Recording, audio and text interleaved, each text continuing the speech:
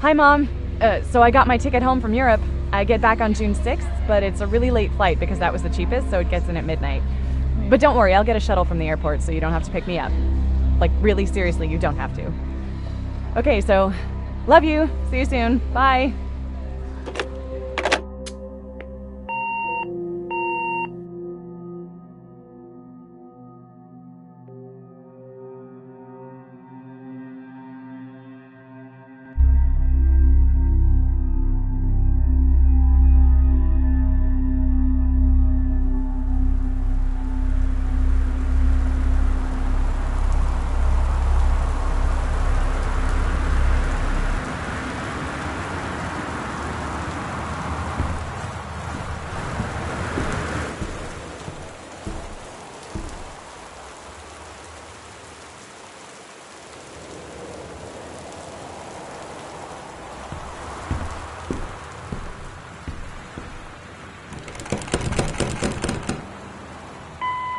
Hi, I'm Steve Gaynor. I'm the co-founder of the Fulbright Company.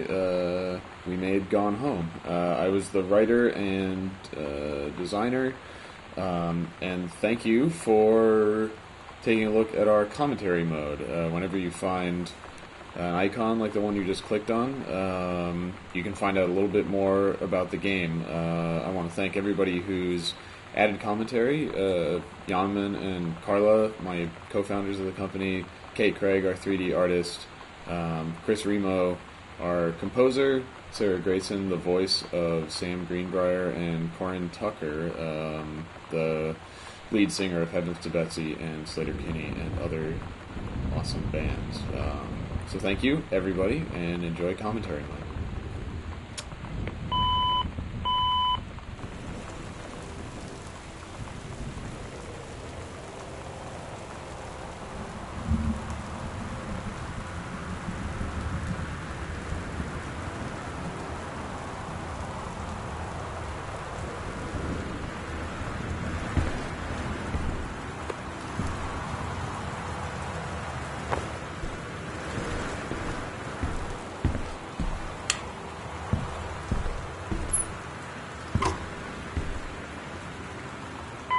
So, Christmas Duck. Christmas Duck is a fan favorite. He's kind of a mascot, I guess, and I think that's partly because it's a weird concept, a Christmas duck, and partly because it's like the first unique thing that you encounter in the game.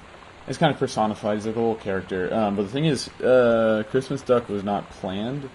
When we were starting the project, we didn't have a 3D modeler because Kate came on a couple months after we started, and we needed a bunch of 3D models. And so I was just going through the Unity asset store. So I was going through the list and saw this Christmas duck, and I was like, "What is that?"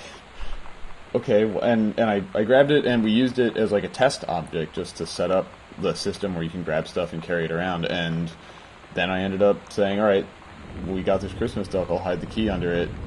And instead of replacing the free model with a totally different thing, just made a real version of it, and Carla modeled it, and Kate textured it, and we kept him in the game, and we're glad, because he's everybody's little friend. Good old Christmas duck.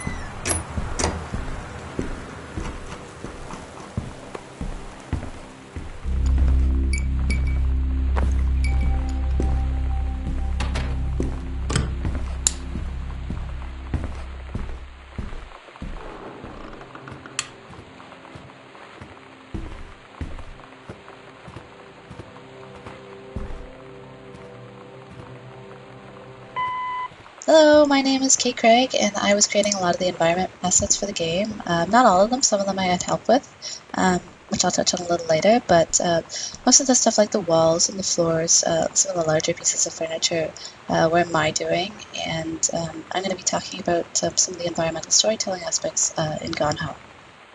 I feel like I would be remiss if I didn't mention the work that my wife Emily Carroll did on the project. She did the house title image that we've used for our wallpapers and for the start screen of the game.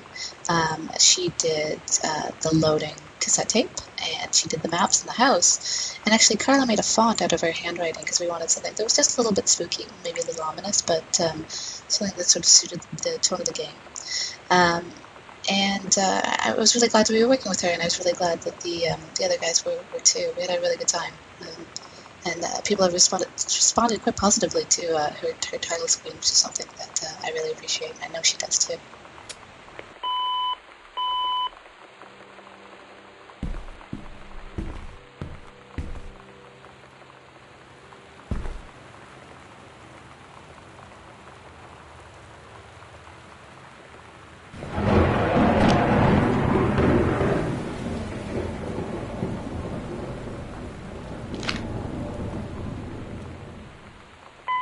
Yeah, the biggest purpose of the card was, to say, oh, Sam is 17, if you look for this thing. But there's so much, we need so much handwriting in the game, especially for, one-off characters that you don't see their handwriting more than once. And we knew we needed a birthday card from some member of Sam's more extended family that you were never going to hear from again. And so I was like, okay, it could be her uncle. And as an Easter egg, kind of wink and nod thing, we're fans of, the Looking Glass legacy of games and Deus Ex and Dishonored, and so I got in contact with Harvey Smith, who was the lead designer of Deus Ex and the co-creative lead of Dishonored, and asked if he would just write on a piece of paper, "Happy Birthday, Sam," from Uncle Harvey, and he just took a picture with his cell phone. And 5 minutes after you asked him, it was amazing. He was just like, "Yes, I will do this immediately." Yeah, it was the best. I think he took a picture with his cell phone, and it was really cool. Harvey's a great guy, and I love his games, and we're super honored to have his signature in the hub of the Greenbrier house. Hell yeah.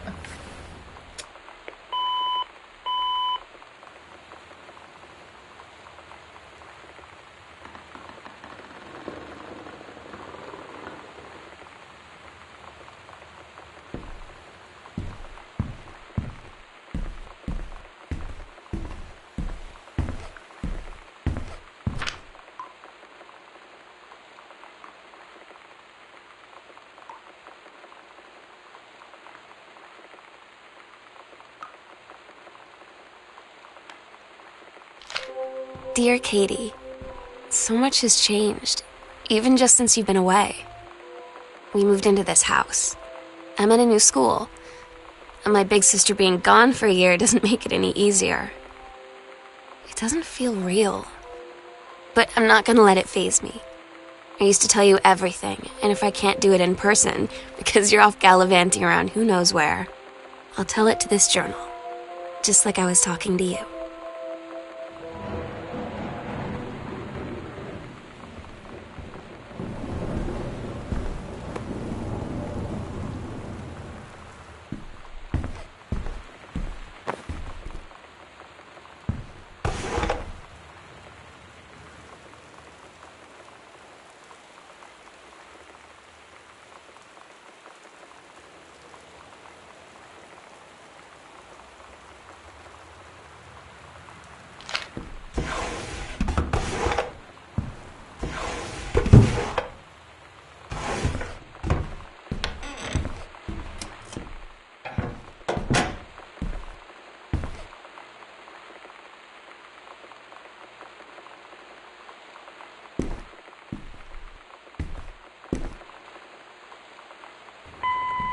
The Goodfellow High School jacket and the logo generally is a reference to the logo for Minerva's Den, the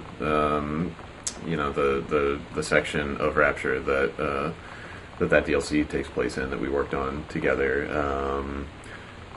But we didn't want to make it look exactly like the owl logo from that game. We wanted it to be, an homage or a reference or whatever. Yeah, so we decided that since this is a Pacific Northwest school and town and setting, that we would go for some native style representation. And let's see.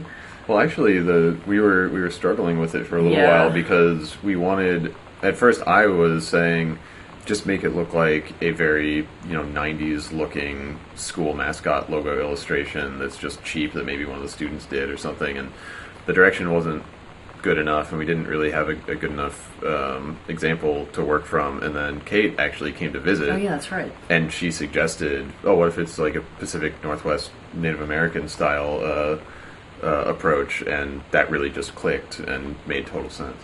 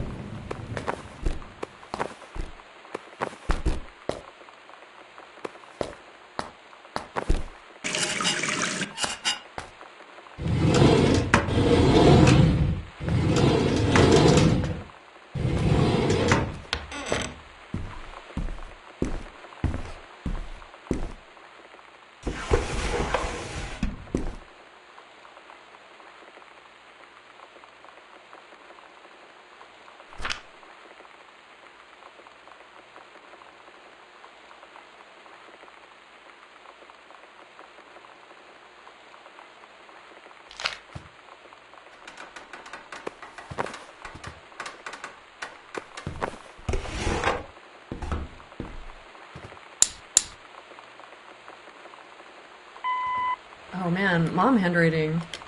We went through a lot of different moms for handwriting.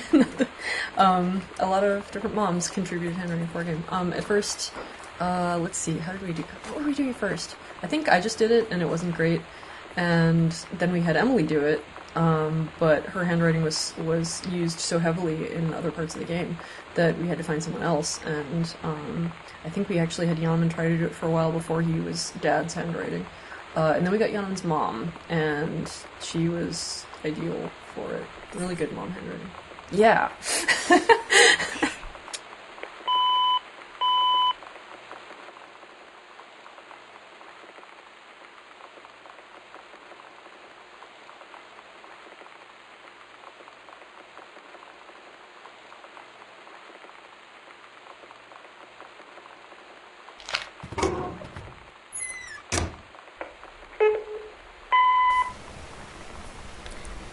Sam. Sam. Hello. Sam.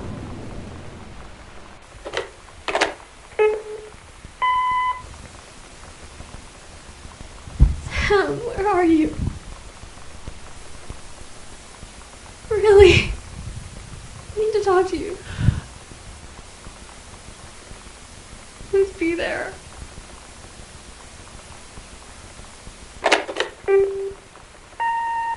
Hi, Mom. So I got my ticket home from Europe. I get back on June 6th, but it's a really late flight because that was the cheapest, so it gets in at midnight. But don't worry, I'll get a shuttle from the airport so you don't have to pick me up. Like, really seriously, you don't have to. Okay, so, love you. See you soon. Bye.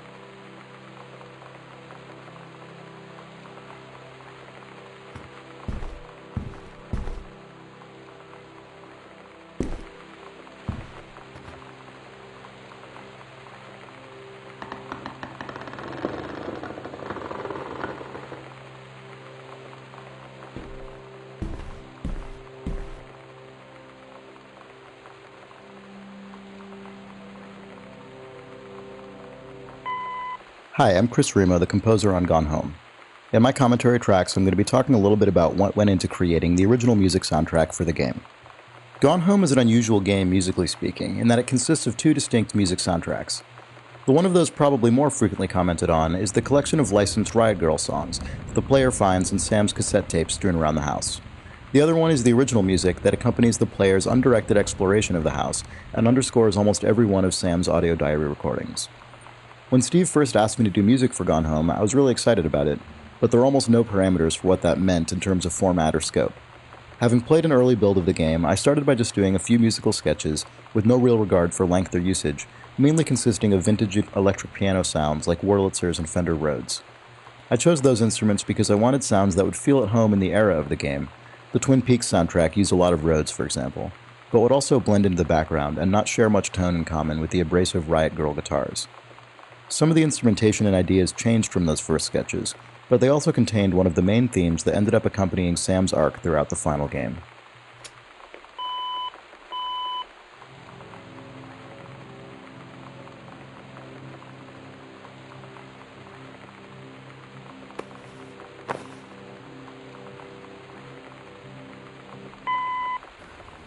This is where you find the first half of Sam's Locker, or I guess it's actually the second half of Sam's Locker combo as far as what the piece of paper is. But at first, there were the locker combination sheet was torn into three pieces. So you had one digit on each of them, And it was actually right before we sent out our IGF build to the judges. It was the night before, and Carla came down into the basement, and she was like, at 3 o'clock in the morning last night, I woke up in bed just being like, oh, we can't hit it in 3 pieces, that's way too gamey. Well, that's bad, we have to fix that. And I forgot about that. And you were absolutely right. And you've had a couple of those being woken up by us making a bad decision kind of moments over the course of the development, and they were always important changes that needed to be made.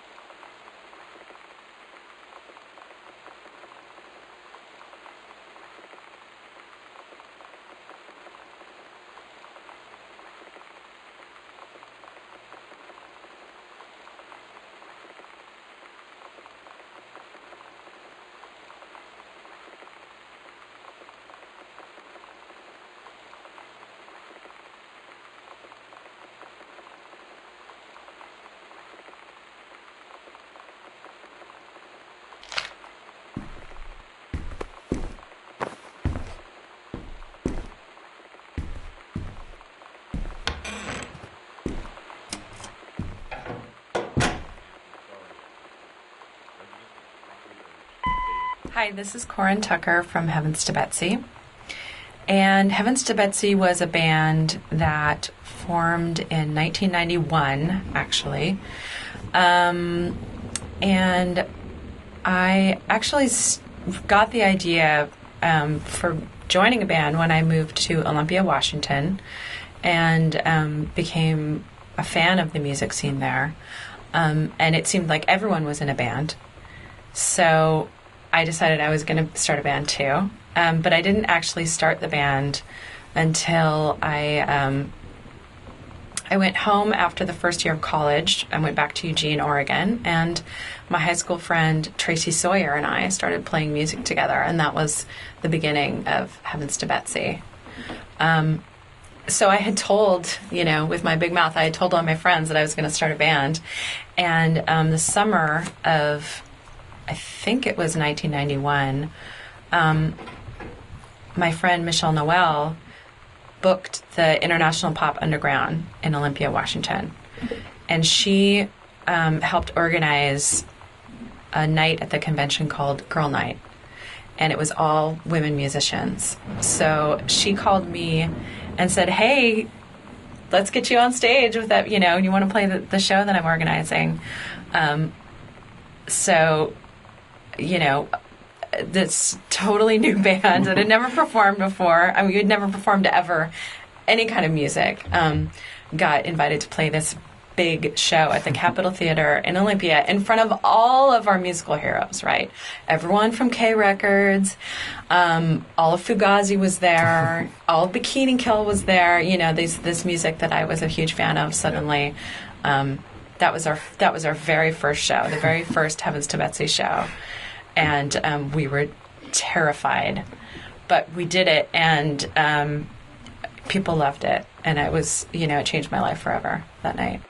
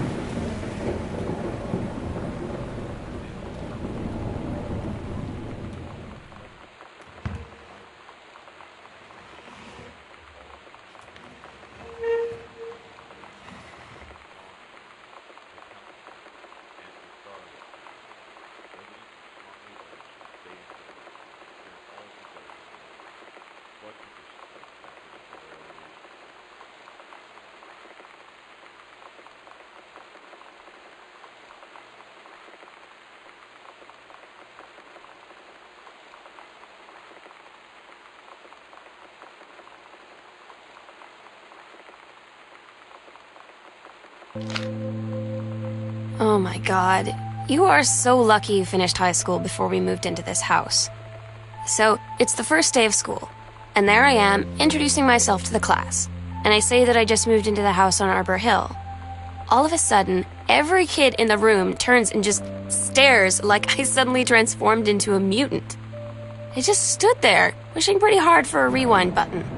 Because now maybe nobody knows my name, but they all know who I am.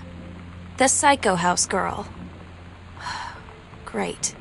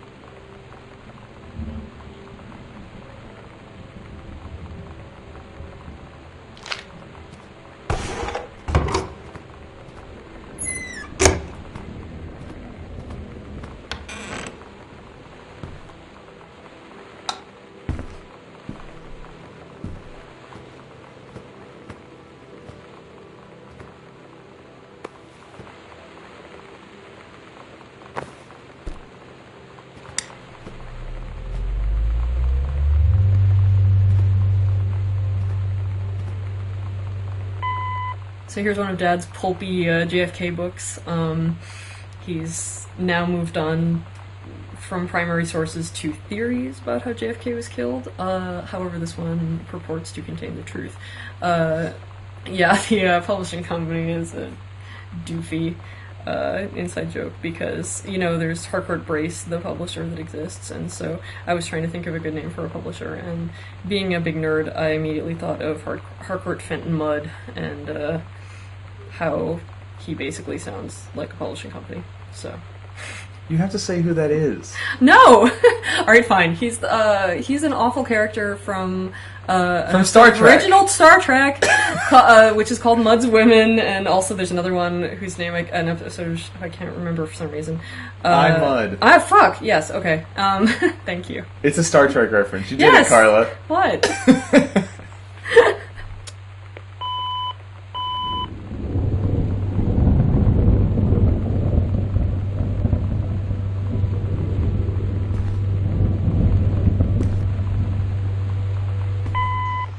Doors were actually one of the hardest things in the game to get working correctly, and I know that there's still some bugs existing with the doors, actually. But it's a surprisingly hard problem, which is why most video games just have doors that kind of slide away into nothingness or open in strange ways or don't, let you interact fully with doors. But of course, it's in a house like in Gone Home, a realistic house. It's important that everything be as natural as possible. The one concession we made to video gaminess is that the doors all swing both ways, which never happens in a real house, but it's necessary to prevent the player trapping themselves in some strange state.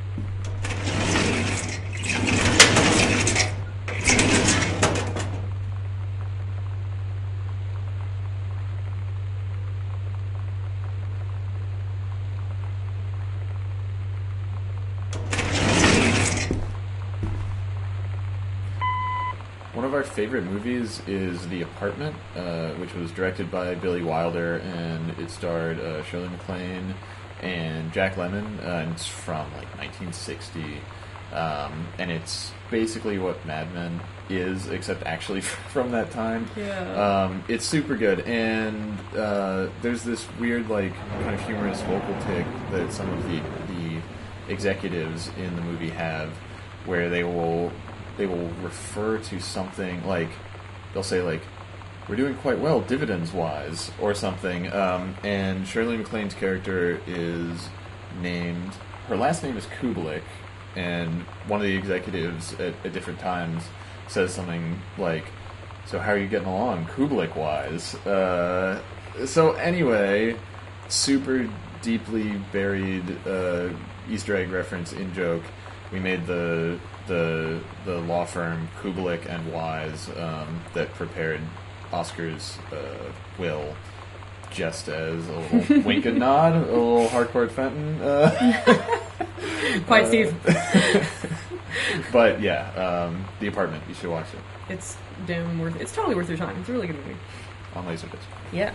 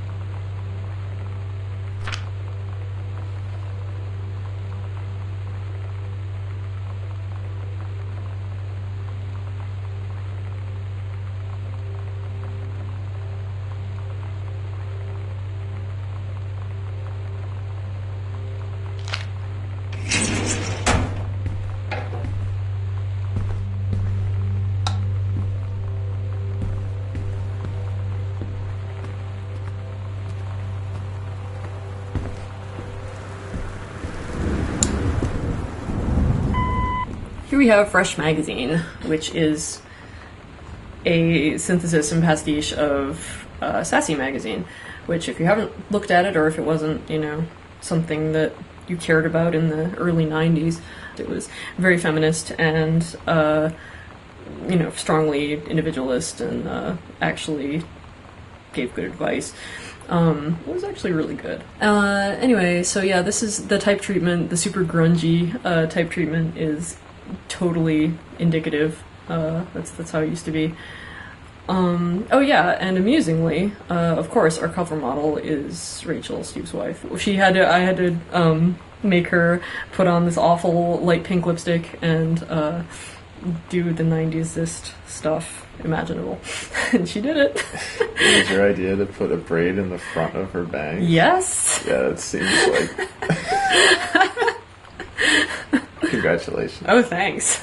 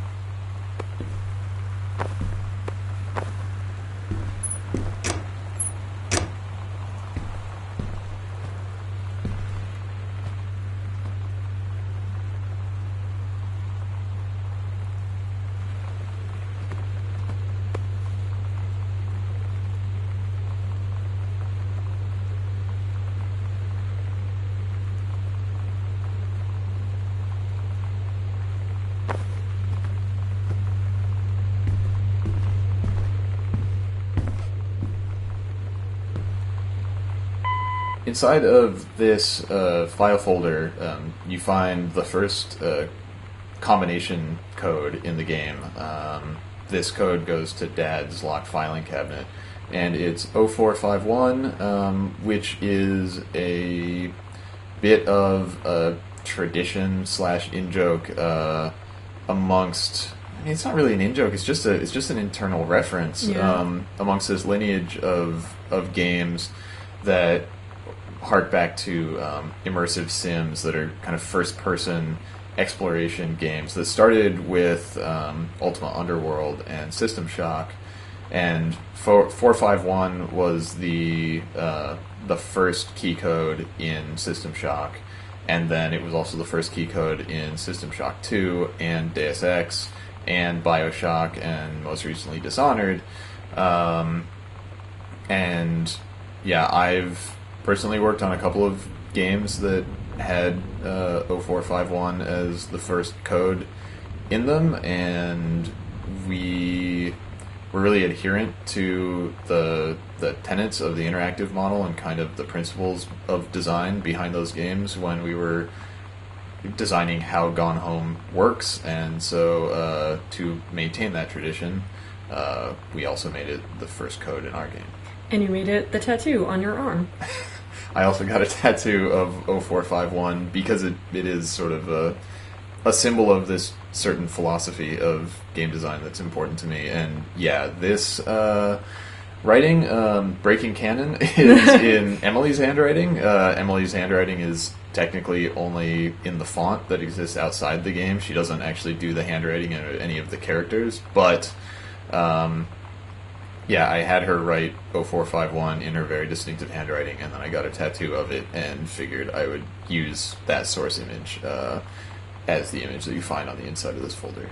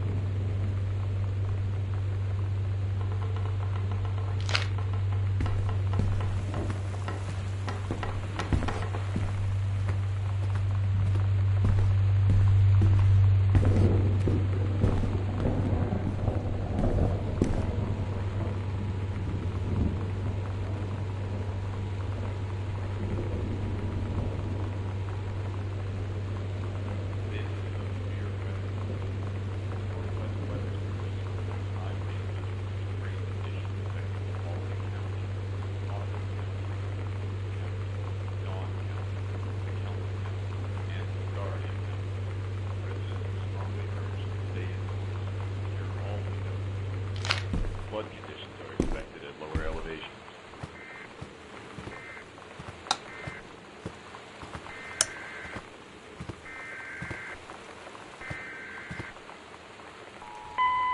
When you're putting like lamps and stuff around a house, one thing that you have to deal with is plugging them in.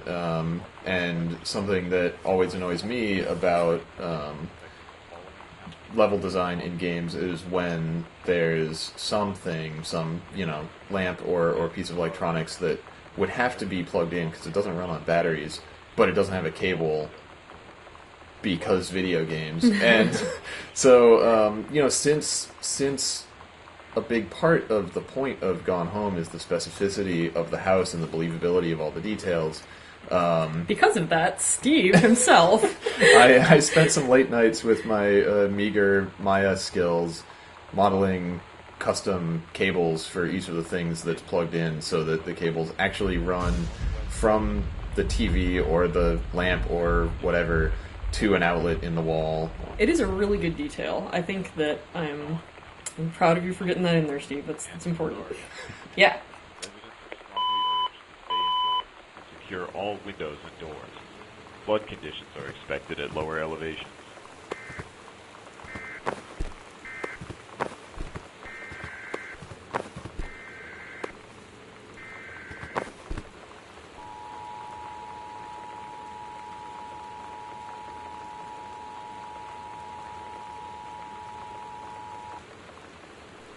This is a severe weather warning.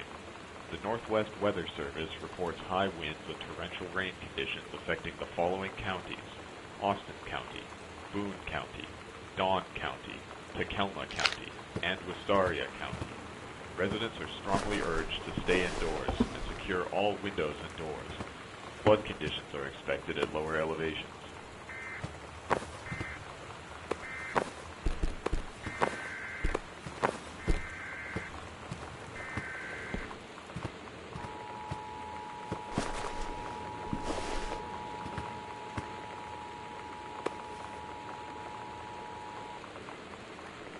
This is a severe weather warning. The Northwest Weather Service reports high winds and torrential rain conditions affecting the following counties: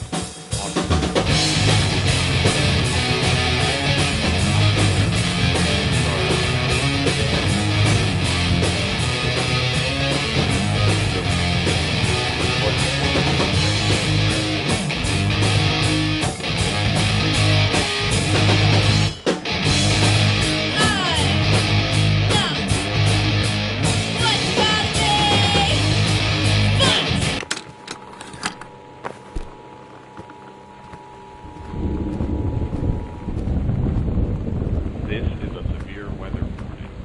The Northwest Weather Service reports high winds and torrential rain conditions affecting the following counties: Austin County, Boone County, Dawn County, Takelma County, and Wistaria County. Residents are strongly urged to stay indoors and secure all windows and doors. Flood conditions are expected at lower elevations.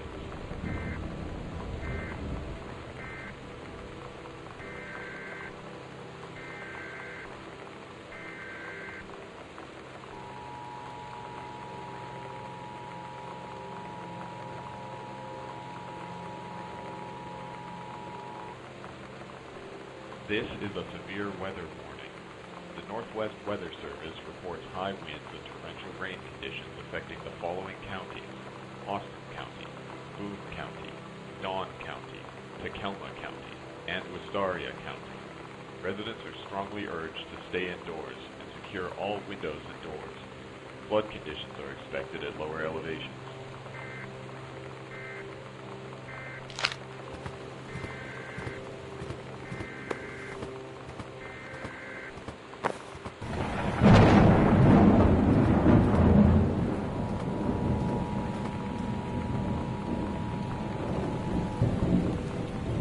This is a severe weather warning. The Northwest Weather Service reports high winds and torrential rain conditions affecting the following counties: Austin County, Boone County, Dawn County. So these are all the VHS tapes, or most of them, in the house. And these in the TV room are from they only belong to Dad and Sam, because Mom has some VHS tapes, but they're up in the bedroom. And you can tell Dad's because he writes in a big, heavy, all caps style handwriting, and Sam does not. So, contrary to popular opinion, the X-Files tapes are not Dad's; they're in fact Sam's.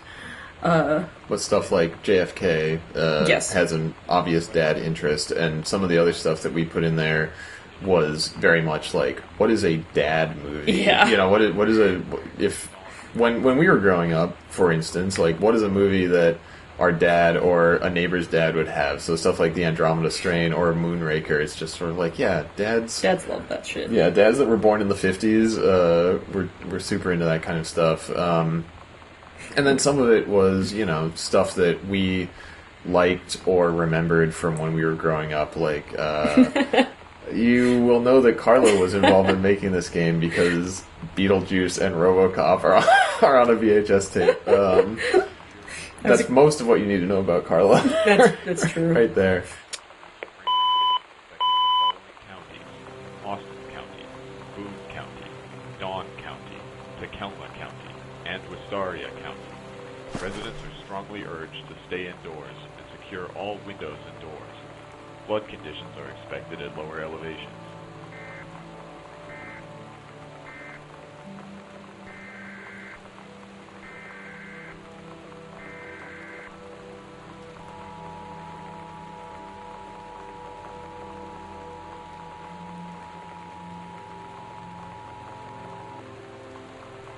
This is a severe weather warning. The Northwest Weather Service reports high winds and torrential rain conditions affecting the following counties: Austin County, Boone County, Dawn County, Tacoma County, and Wistaria County. Residents are strongly urged to stay indoors and secure all windows and doors. Flood conditions are expected at lower elevations.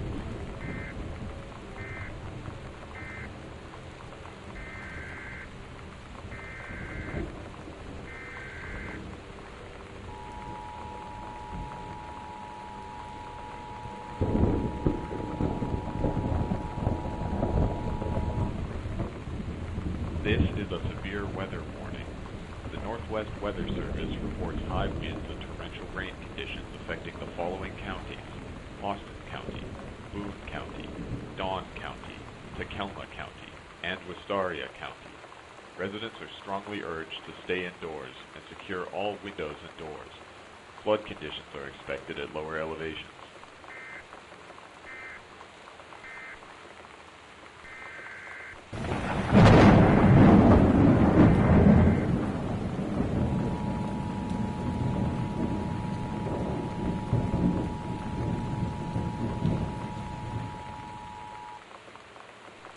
This is a severe weather warning.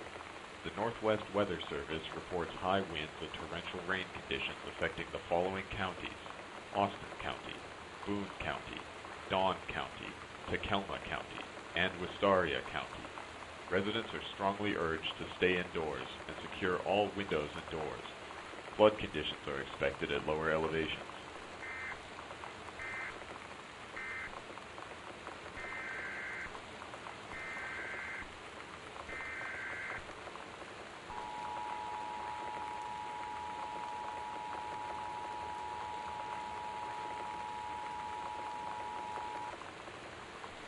This is a severe weather warning.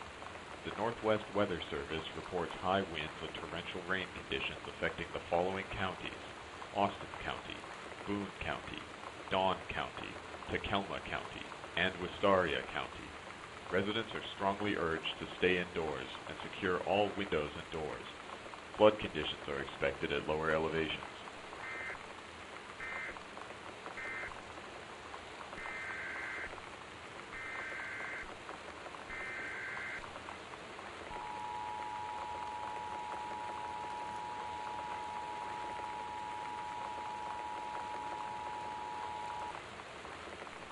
This is a severe weather warning.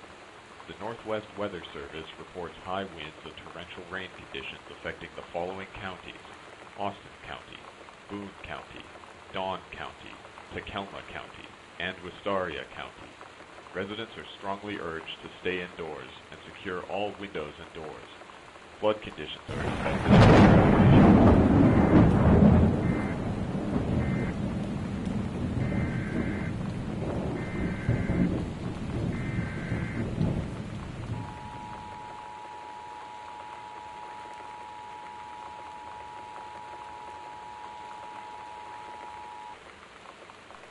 This is a severe weather warning.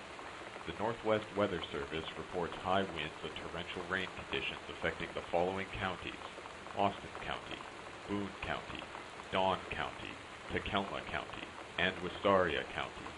Residents are strongly urged to stay indoors and secure all windows and doors.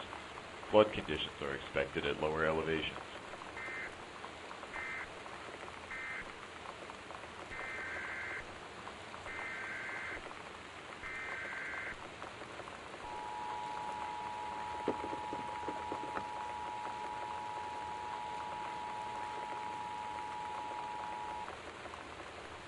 This is a severe weather warning. The Northwest Weather Service reports high winds and torrential rain conditions affecting the following counties: Austin County, Boone County, Dawn County, Takelma County, and Wistaria County. Residents are strongly urged to stay indoors and secure all windows and doors. Flood conditions are expected at lower elevations.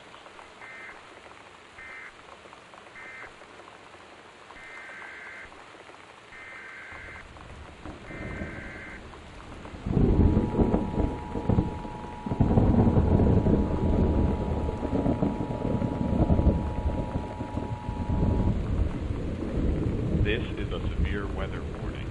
The Northwest Weather Service reports high winds and torrential rain conditions affecting the following counties: Austin County, Boone County, Dawn County, Takelma County, and Wistaria County. Residents are strongly urged to stay indoors and secure all windows and doors. Flood conditions are expected at lower elevations.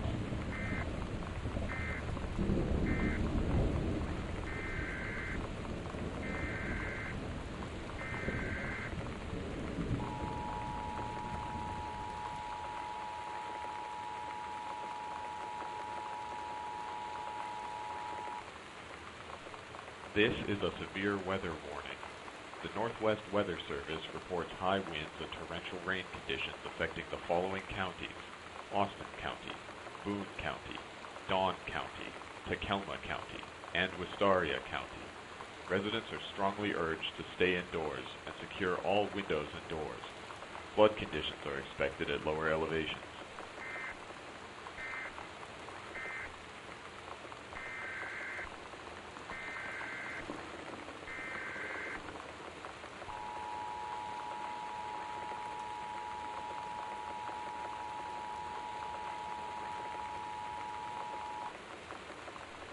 This is a severe weather warning. The Northwest Weather Service reports high winds and torrential rain conditions affecting the following counties: Austin County, Boone County, Dawn County, Takelma County, and residents are strongly urged to stay indoors and secure all windows and doors. Flood conditions are expected at lower elevations.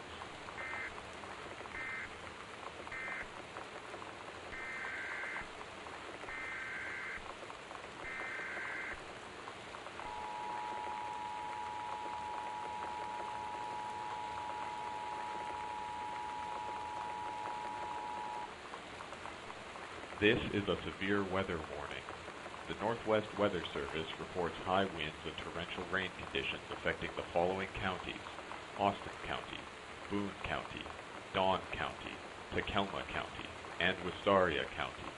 Residents are strongly urged to stay indoors and secure all windows and doors. Flood conditions are expected at lower elevations.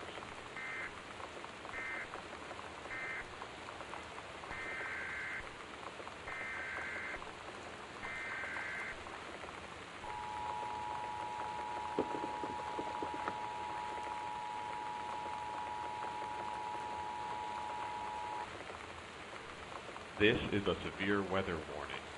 The Northwest Weather Service reports high winds and torrential rain conditions affecting the following counties: Austin County, Boone County, Dawn County, Takelma County, and Wistaria County.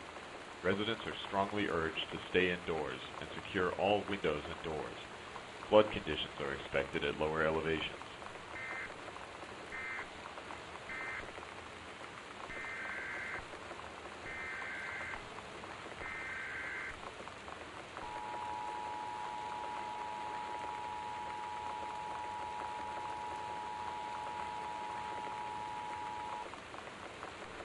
This is a severe weather warning. High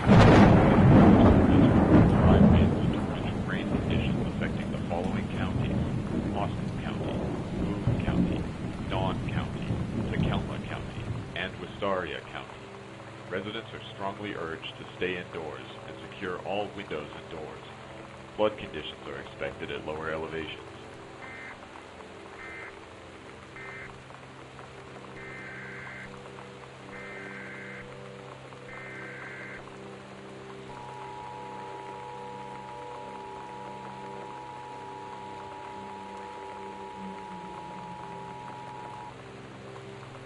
This is a severe weather warning. The Northwest Weather Service reports high winds and torrential rain conditions affecting the following counties: Austin County, Boone County, Dawn County, Takelma County, and Wistaria County. Residents are strongly urged to stay indoors and secure all windows and doors. Flood conditions are expected at lower elevations.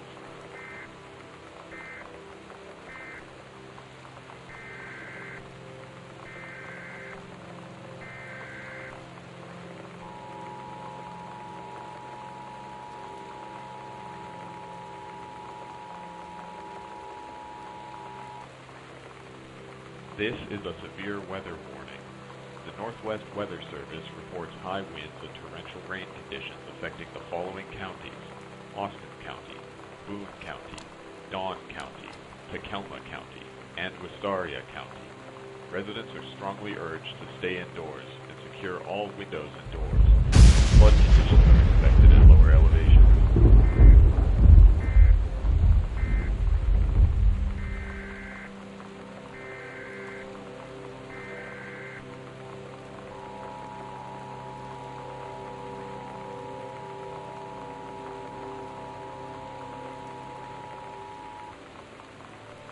This is a severe weather warning.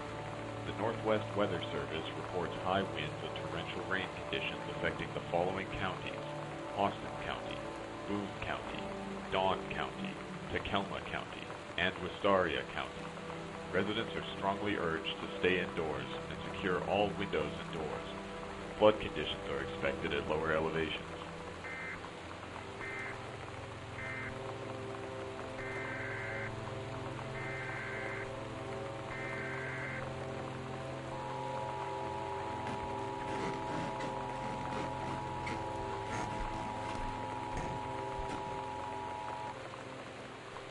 This is a severe weather warning. The Northwest Weather Service reports high winds and torrential rain conditions affecting the following counties: Austin County, Boone County, Dawn County, Takelma County, and Wistaria County. Residents are strongly urged to stay indoors and secure all windows and doors. Flood conditions are expected at lower elevations.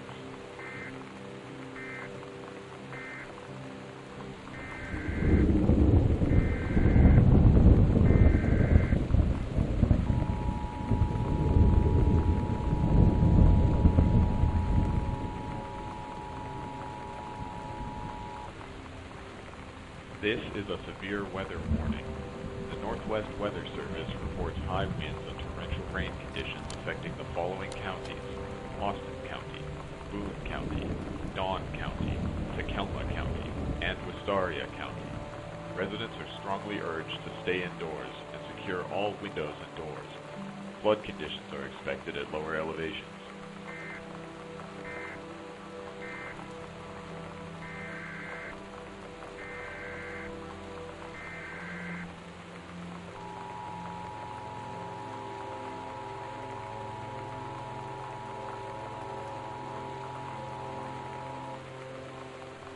This is a severe weather warning. The Northwest Weather Service reports high winds and torrential rain conditions affecting the following counties: Austin County, Boone County, Dawn County, Takelma County, and Wistaria County. Residents are strongly urged to stay indoors and secure all windows and doors. Flood conditions are expected at lower elevations.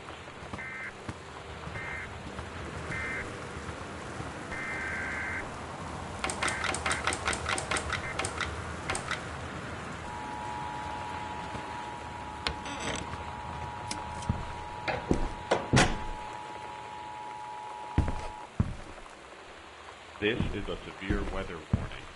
The Northwest Weather Service reports high winds and torrential rain conditions affecting the following counties: Austin County, Boone County, Dawn County, Tacoma County, and Wistaria County. Residents are strongly urged to stay indoors and secure all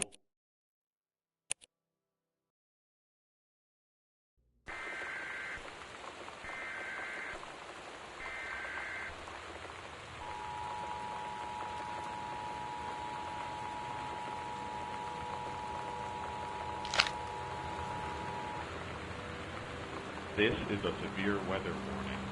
The Northwest Weather Service reports high winds and torrential rain conditions affecting the following counties: Austin County, Boone County, Dawn County, Tacoma County, and Wistaria County. Residents are strongly urged to stay indoors and secure all windows and doors. Flood conditions are expected at lower elevations.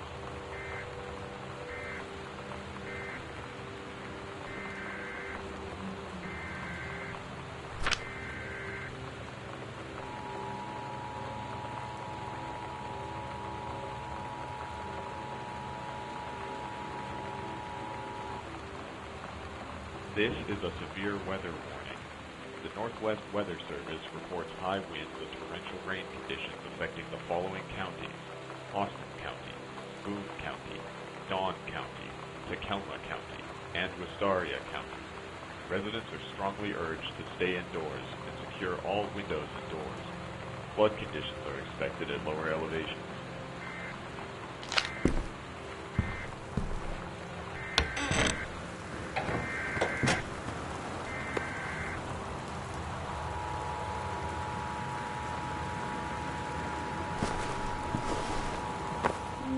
You know that feeling where the first moment you see someone, it's like they have a big gold star around them, and you have to get to know them? Well, there's this girl. I think she's a senior. She's usually dressed kind of punk, but sometimes I see her in this, army uniform, and she's always drawing in this notebook, looking so intense. I had no idea how I would ever, have an excuse to talk to her. Till I noticed she and her friends hang out and play Street Fighter at the 7-Eleven every day after school.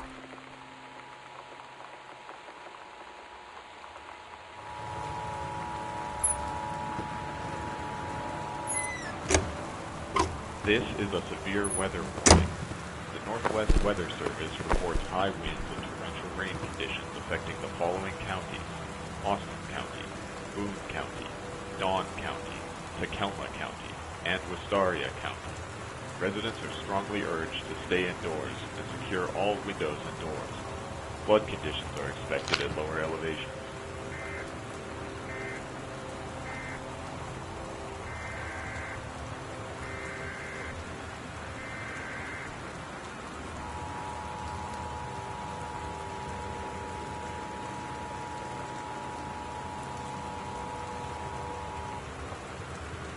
This is a severe weather warning.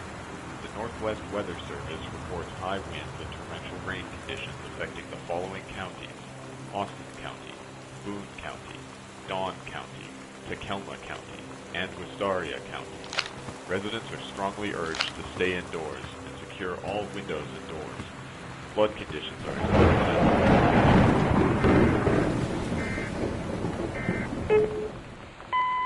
My name is Sarah Grayson, and I do the voice of Sam Greenbrier in Gone Home. Currently based out of Portland, Oregon, so right around where the Fulbright Company is from, which is part of, I guess, how this all came to be. I started doing voiceover work probably about 4 or 5 years ago. It's been a bit of an on and off journey, because I also have had regular 9-to-5 jobs that whole time. So I always get excited when I see video game auditions come across, because it's always been something that I wanted to do, and really excites me because I'm a video game fan myself. So there was an audition that came across that at the time was entitled Dear Diary, and it had this wonderful description about being this sort of 16, 17-year-old girl. Not too much detail about her, just that she was new to her school, new to this place she was living, and her sister had moved away. So she was sort of writing out her thoughts as if she was talking to her sister. So most of the time, I'll stand up at the mic when doing auditions. But for this one, I thought, well, no one's actually going to read their diary standing up. Like, this is kind of you write your diary while lying down in your bed or, like, sitting cross-legged on the floor or whatever. So I ended up having to pull the mic down, sat on my couch, legs crossed, got nice and cozied up in, like, my pajamas, and started reading it.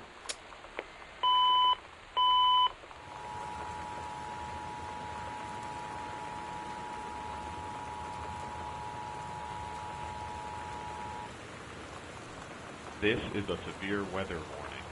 The Northwest Weather Service reports high winds and torrential rain conditions affecting the following counties: Austin County, Boone County, Dawn County, Tacoma County, and Wistaria County.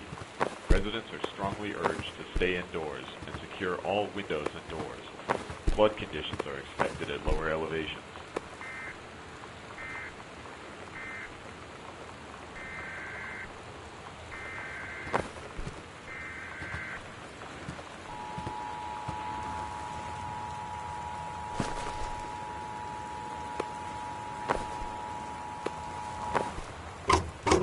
This is a severe weather warning. The Northwest Weather Service reports high winds and torrential rain conditions affecting the following counties: Austin County, Boone County, Dawn County, Tacoma County, and Wistaria County. Residents are strongly urged to stay indoors and secure all windows and doors. Flood conditions are expected at lower elevations.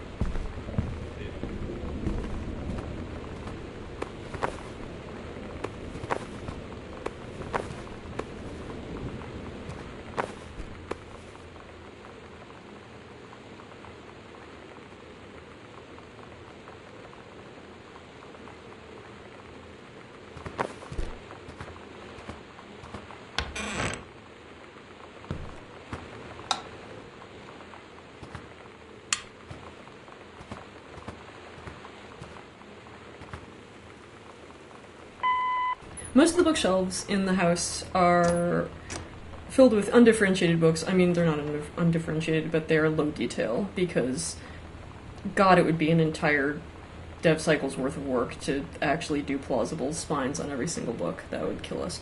And then to repeat a whole bunch of books would also be sort of terrible and not be very plausible. So we had chiefly unlabeled books, or books in which the labels have been rubbed off due to age, etc. And we had a few individual books that were more precisely and specifically named. The way that we did the books in the game is we made like 3 or 4 of these clumps of books that have, the generic spines on them.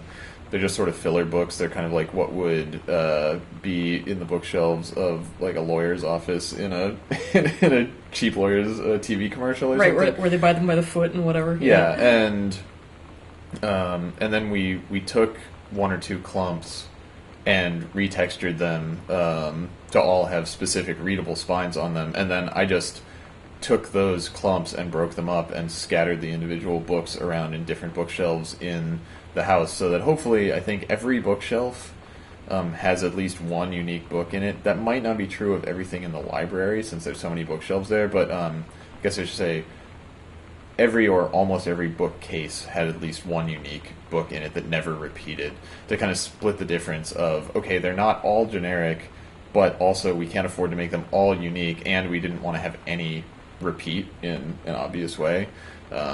So that was our strategy for trying to not do any of the things that we wanted to not do.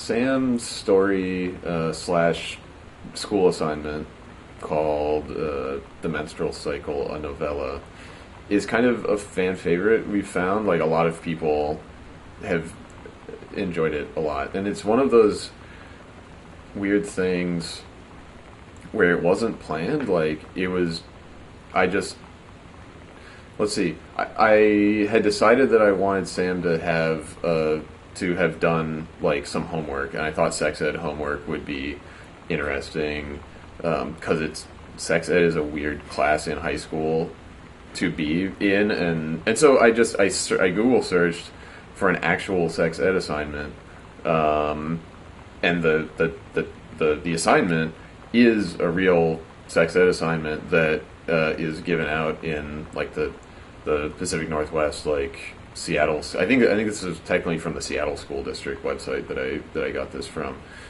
So I found this thing which I didn't come up with, that I was kind of presented with, and I think I had been reading some stuff about like cool female spies in World War II, or like saboteurs, that had been part of like the French Resistance and stuff like that, and so that's why the history book is next to the sex ed assignment. The intended implication being Sam was doing history homework and sex ed homework, and the history unit was on World War II, and so kind of as a fuck you to all of the annoying assumptions implied by the sex ed assignment, she wrote this story about a woman in the war who was more interesting than her menstrual cycle, like that is a person, but while fulfilling the requirements of the thing. And yeah, it ended up being this really kind of strange juxtaposition of concepts that ended up saying a lot about Sam, I think.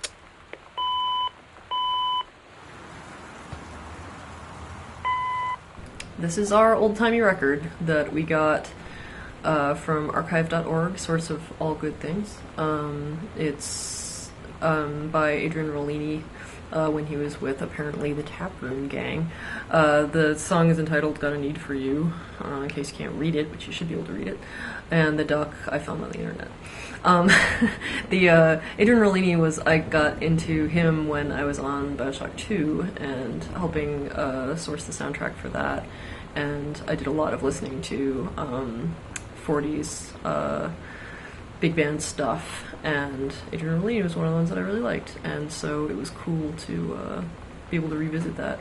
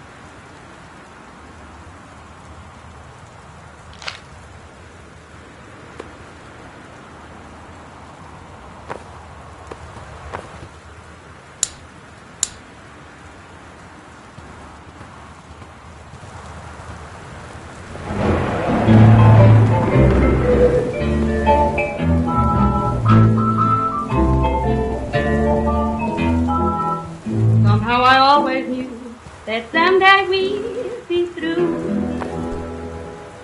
Now that it's happened, I just...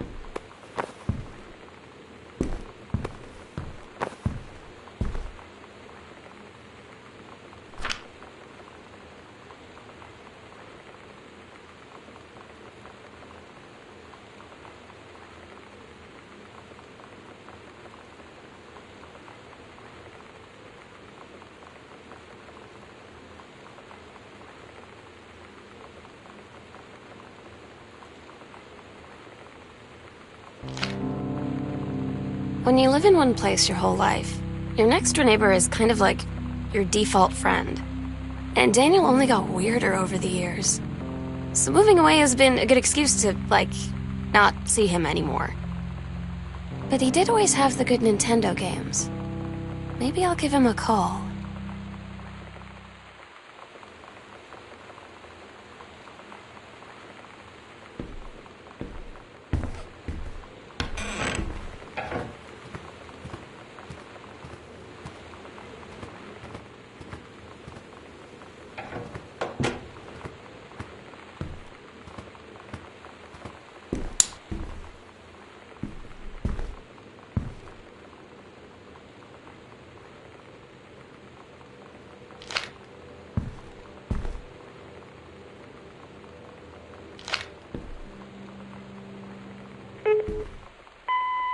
I feel like one of the best bits of advice was actually from the Fulbright team before going in to do the first recording. And it was a suggestion that I should watch some episodes of My So-Called Life, which was great because I'd watched them all when when they were actually on. It was one of those favorite shows my sister and I would sit down and watch every week. And so going back and watching them was definitely not a hard chore to have to do. So I basically went through all of the episodes I could find online in a couple of days. So it was a bit of a sudden binge watch of My So-Called Life, but it was great because I think watching My So-Called Life was a nice reminder of what a more natural presentation of a teenager is. So it was really... I don't know that it would have gone as well had I not done that.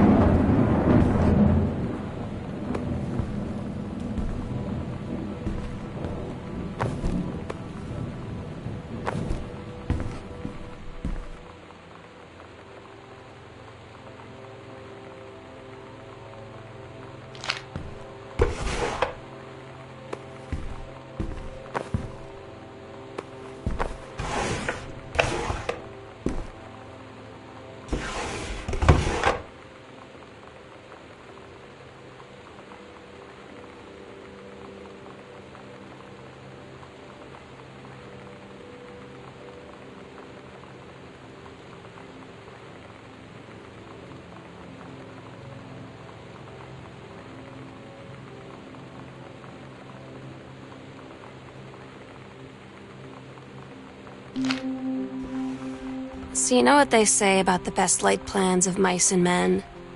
Yeah, turns out it applies to Street Fighter too. At least I worked up the courage to walk into the 7-Eleven and ask for a turn, but all that practice at home did not exactly translate in the wild.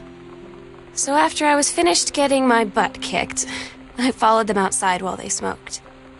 And that was when she asked me if I was that psycho house girl. But then she said she's always really wanted to see the psycho house. Her name is Lonnie. She's coming over tomorrow.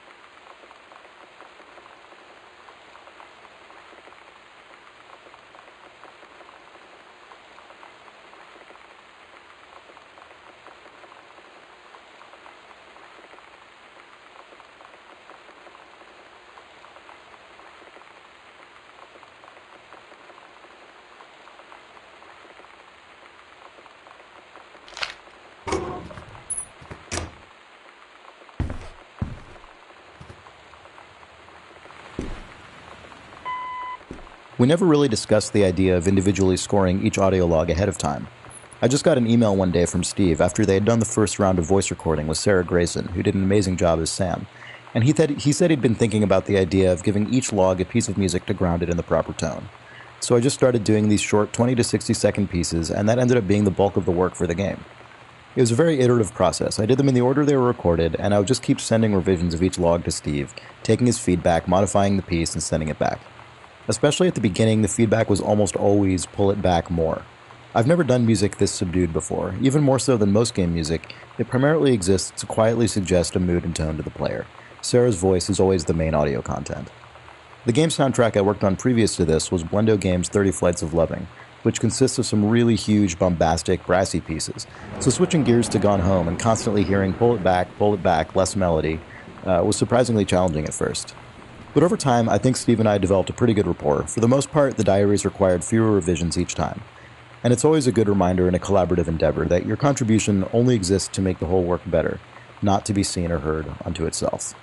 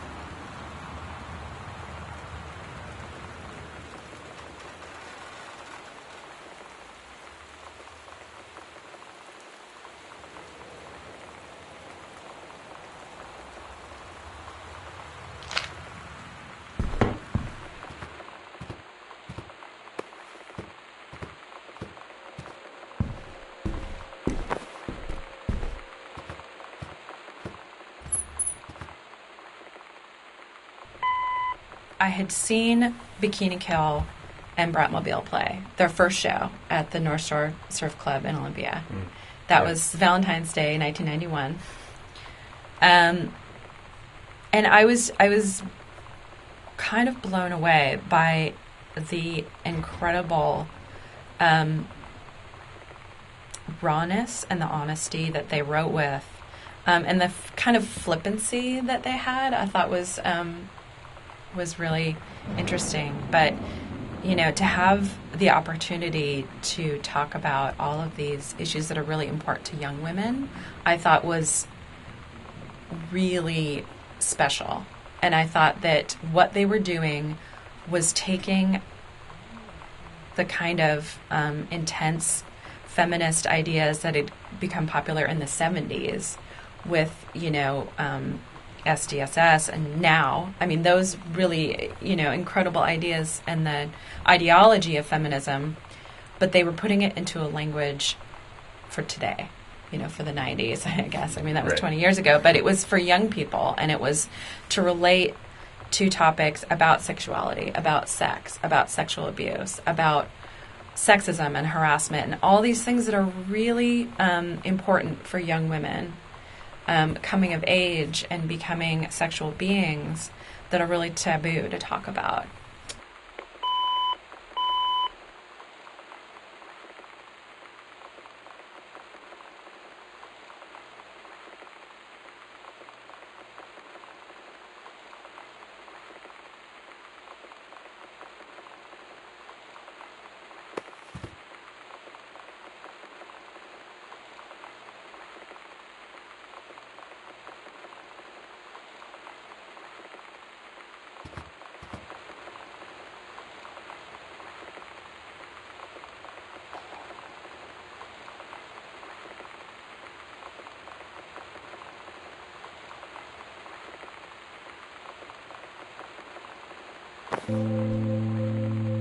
It's weird hanging out with girls.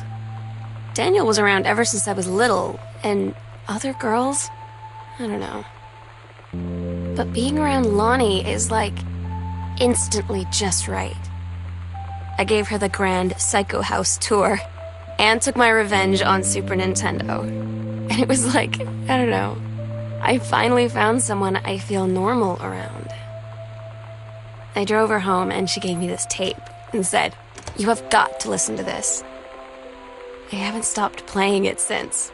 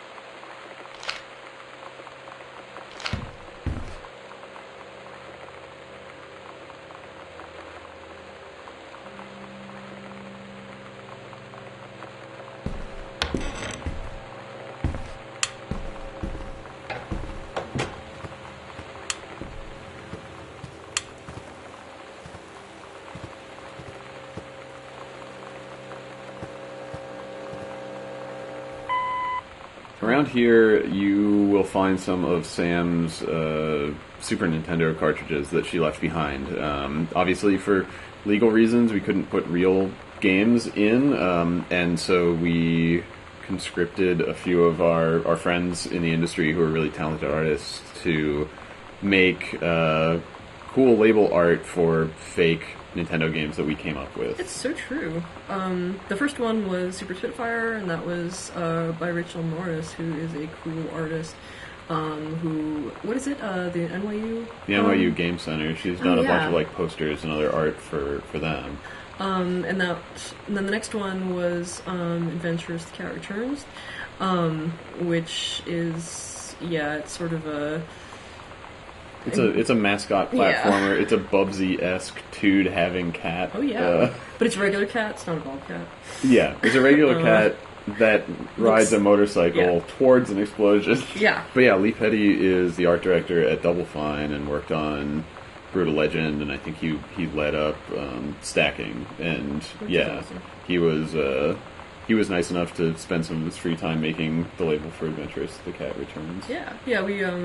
We ran into him at GDC, and he offered to help us out, and we were all like, cool.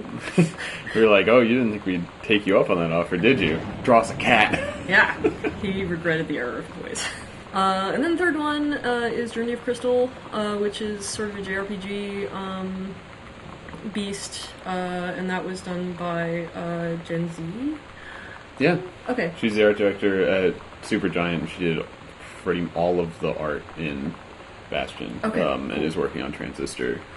I know we had some people say that they could tell that it was her art because it has such a signature look. It's pretty distinctive to how she does things. So it was really cool and really exciting to have these really talented people from other studios that are inspirations to us contribute their unique art to the game.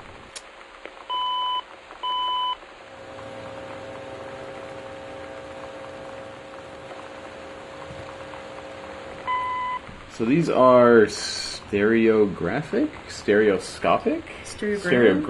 these are stereograms. Yeah, That's the stereogrammatic. Yeah, stereograms, popularized by the Magic Eye brand of images from the 80s and 90s. These really work. Like if you cross your eyes and you can do a Magic Eye image, you can see what's in these. Spoilers, they are. Well, as you recall, there's a cool shark. And I don't remember what the other one is. Carla, What? it's a big heart. Okay, it's hard for me to do those things. And that's true for a lot of people. So the two instances of people not being able to see those images are they just can't do them, which a lot of people just can't do them, or they were born in the late 90s or after the 90s and played our game and didn't know what the hell these things were. Yeah, they're like, what is this weird static shit? Yeah. Well, I thought it was like we got some messages that were like, I thought it was just a weird drawing. So good. So, yes, as you get older, you can't hear really high-pitched sounds anymore, and you know what Magic Eyes are still. It's the circle of life.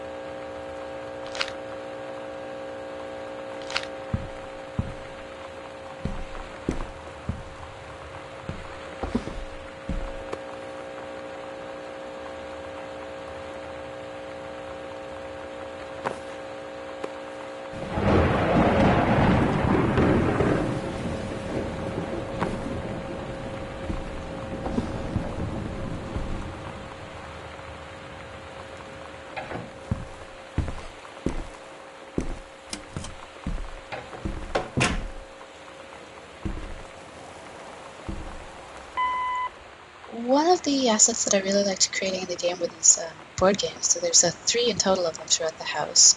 Ideally, there'd be more, but we had to focus on the getting the walls built and things like that. But I really like them. They're just a simple extruded cube. There's something about environment design that's really fun. This really goofy aspect of it, where you have to create fake brand names, you have to create fake toys and fake storefronts. Maybe my favorite is in the game Costume Quest, when you're going through the shopping mall, there's a store called Why Not Flip Flops, which always makes me really happy. But this one is a parody of Dream Phone, which is an awful game that came out in the early 90s, where you sit around a table with your girlfriends and you pick up this plastic pink phone and call these sexy boys, and you see which one likes you. It doesn't really suit Sam's personality exactly. But I figure maybe it was given to her by a well-intentioned relative who doesn't quite have her personality down. And maybe she played it once on a lark and then put it in the closet, and that's where it stays.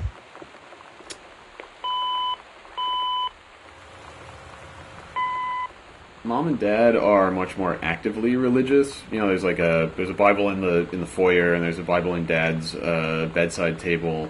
Or arguably they want to appear actively religious. But yes. Yeah, I think that, my intent was that they aren't super religious, but they probably still go to church. And they also they would feel bad if they put their Bibles away. They'd be like, oh, we need those to be out for us to look at, to consult in case we need them, or something. But it's definitely, I don't know, it comes from my own experience of my parents went to church and were more religious and stuff, and as, I don't know, around when I was like 10 or 12 or something, I was just sort of like, I remember having a conscious realization of just, none of this makes any sense. like I was like, this is all about a guy who was dead and then came back from the dead. That doesn't happen. Magic isn't real. Wow. And it was, and then there was a process of like just being like, okay, well, I'm just not going to go to church. I also remember having a conscious realization that the only reason I wanted to go to church was because after the service they gave you free donuts. Oh yeah, no, that's fine.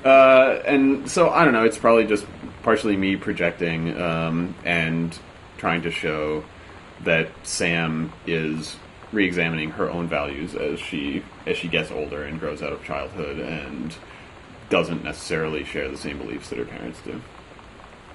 I never tried really hard to, I don't know, actually, I don't know, it was normal church behavior, I would go and, help out with, my younger siblings, and, my parents always went to church and whatever, and I'd go along, and there was, a couple of people that I knew there and everything, but it took me until I was about, I think I was, 13 or 14, and I spent a significant amount of time really trying to, to be like, alright, I'm gonna do this church thing, I'm gonna try really hard, and I would, get annoyed at people when they said, oh my god, and stuff, because I thought that was what you were supposed to do, and I think it was, I don't know, it lasted, 6 or 8 months or something, and then it broke, and I couldn't do it anymore, and I forget what I did something, I ruined something, in the church through total, not caring. I built I remember now, I built a house of cards out of a Bible trivia flashcard set. Yeah. Well, it was just Trivial Pursuit, except it was Bible based. And I built this big house of cards, and at one point I remember thinking, alright, fuck it, and I glued the cards into place. So I had this big house of cards that was glued together, totally ruining all the goddamn cards. And at that point, I stopped having to go to church so much.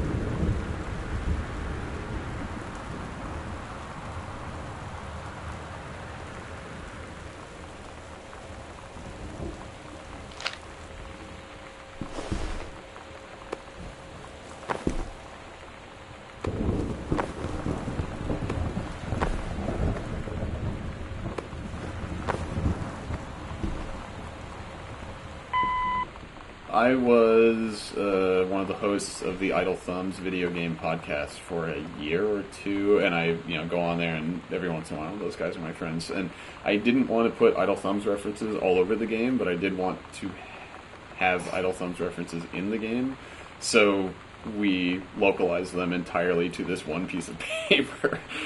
So almost everything on here is an Idle Thumbs reference, and specifically to a weird exchange that we had about Will Wright's GDC talk in 2008, where he didn't want everybody to show up and crowd the place, so he gave his speaker name as Phaedrus, and then did a talk about a bunch of crazy stuff, including the idea of rocket mail, which was going to be done by it was pitched by the U.S. Postal Service in the 50s and stuff. So, and then the thing on the podcast was about how Phaedrus had a little brother, and so anyway, whatever. The brother, of course, it's a Phaedrus, and you can't hardly see the icon in the back because it's obscured, but there's this 50s rocket icon in the back that's like the logo of Phaedrus Motors. And then also it's the reference that Will Wright was making, and that is a secondary reference here because it's a motorcycle thing, is that in Zen and the Art of Motorcycle Maintenance, the book, the author is having kind of an ongoing exchange with this character from Greek history called Phaedrus and motorcycles and blah blah blah. So it's a big knot of obnoxious references to lots of different stupid things.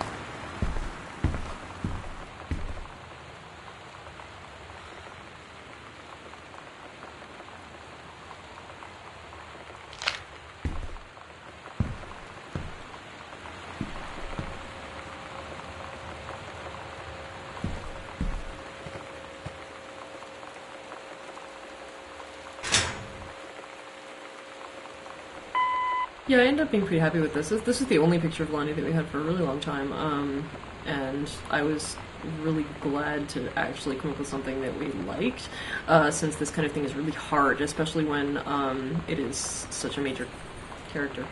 The other thing is Lonnie has a cross necklace. She also has some Catholicism in her family.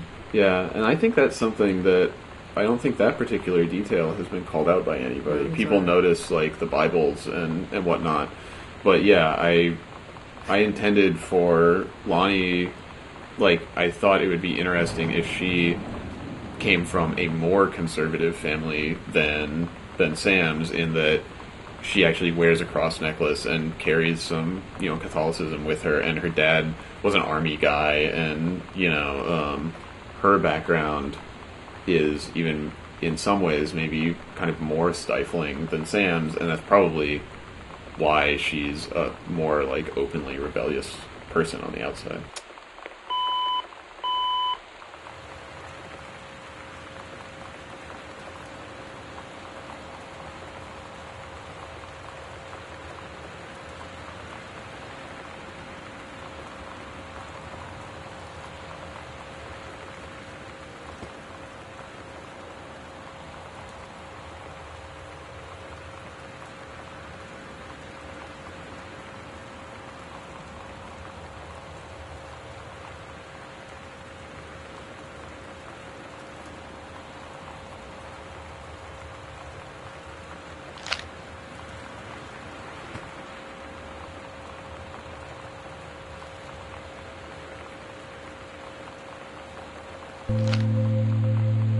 Lonnie came over today, but everything was different.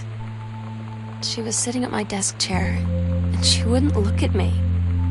Finally, I asked her what was going on. She said she felt like she'd done something wrong that night in the city. Like I must think... But I said no, there was nothing wrong. I just wanted to say... But I couldn't find the words. I felt like I was gonna cry, but I wasn't sad. She got up and sat next to me on the bed. I looked at her. Lonnie, do you think you could ever... And that's when she kissed me.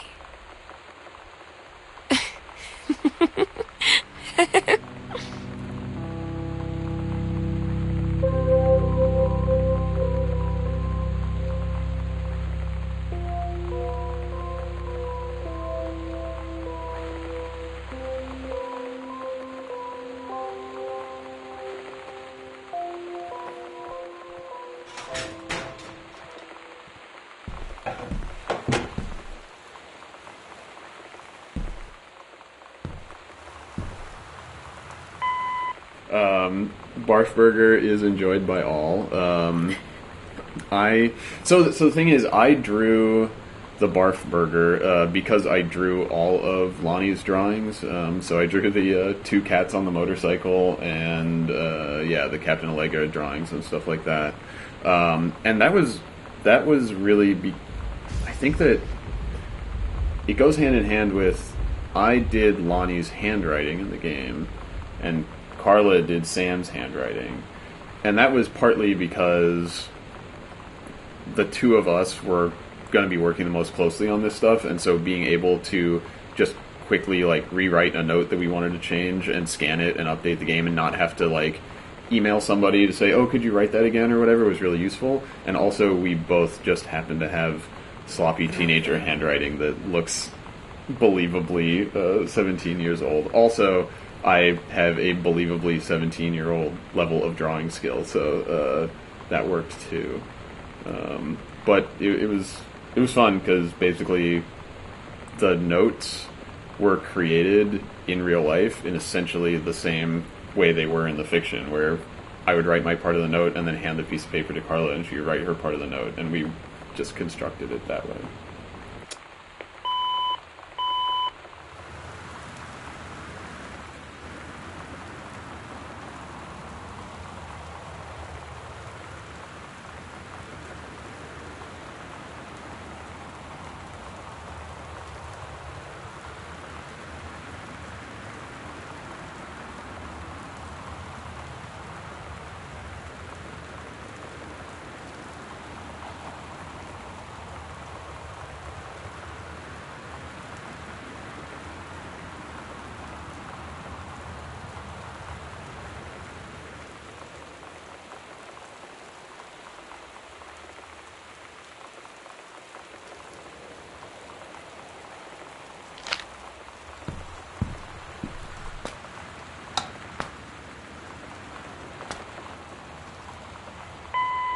A lot of Gone Home is about pointless interactivity that is sort of things being interactive for the sake of them being interactive, but it really comes from our inspirations of immersive sims like System Shock and Bioshock and Thief, where a big part of the design philosophy behind those games and Gone Home is that the world needs to be really internally consistent, and there's this feeling that if there's something that your character might do, you should be able to do it in the game.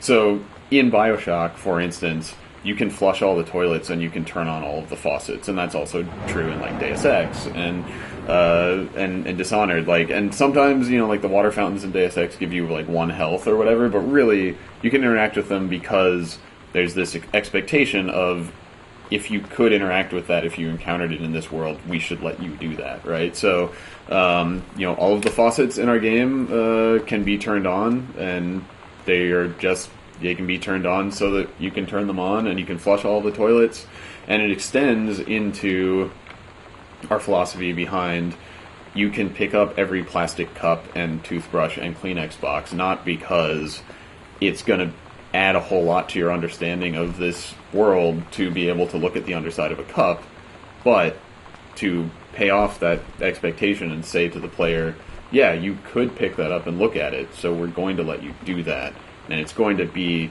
consistent interactively with the stuff that is important, and that makes it your job to look at everything and give it your attention, and for you to decide and understand and figure out what has significance and what doesn't, and not for us to tell that to you.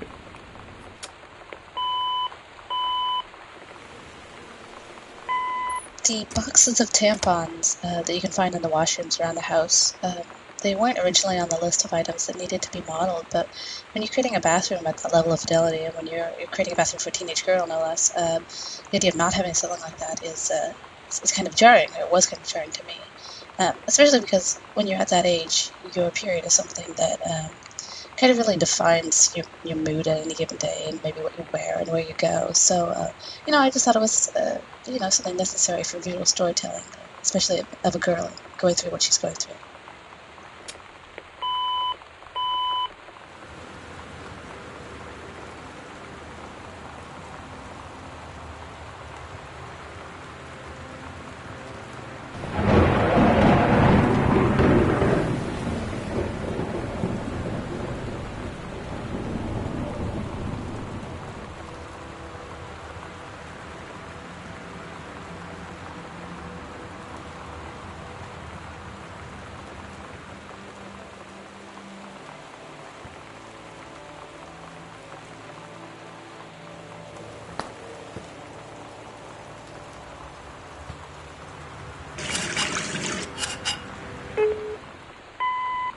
I mean, one of the most comforting things in the world to me is having somebody, like, brush my hair or stroke my head, like my mom when I wasn't feeling well. I could lie down in her lap to just brush my hair.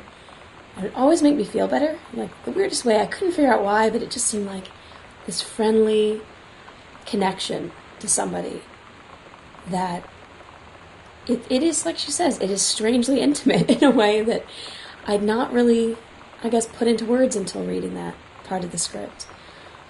Where that's what I was thinking of, was like that connection, that sort of human touch, that it's something so friendly and so loving that you can do. And that whole idea of like touching someone's scalp being so intimate, it just made me think of that. Just those wonderful little moments where just a touch can be so much more.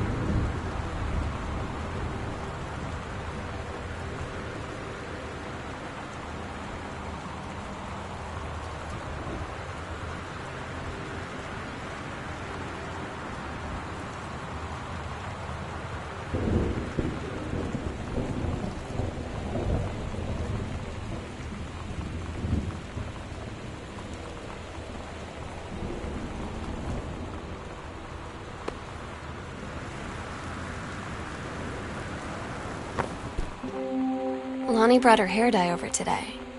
She said, I need to fix these roots. Think you could help?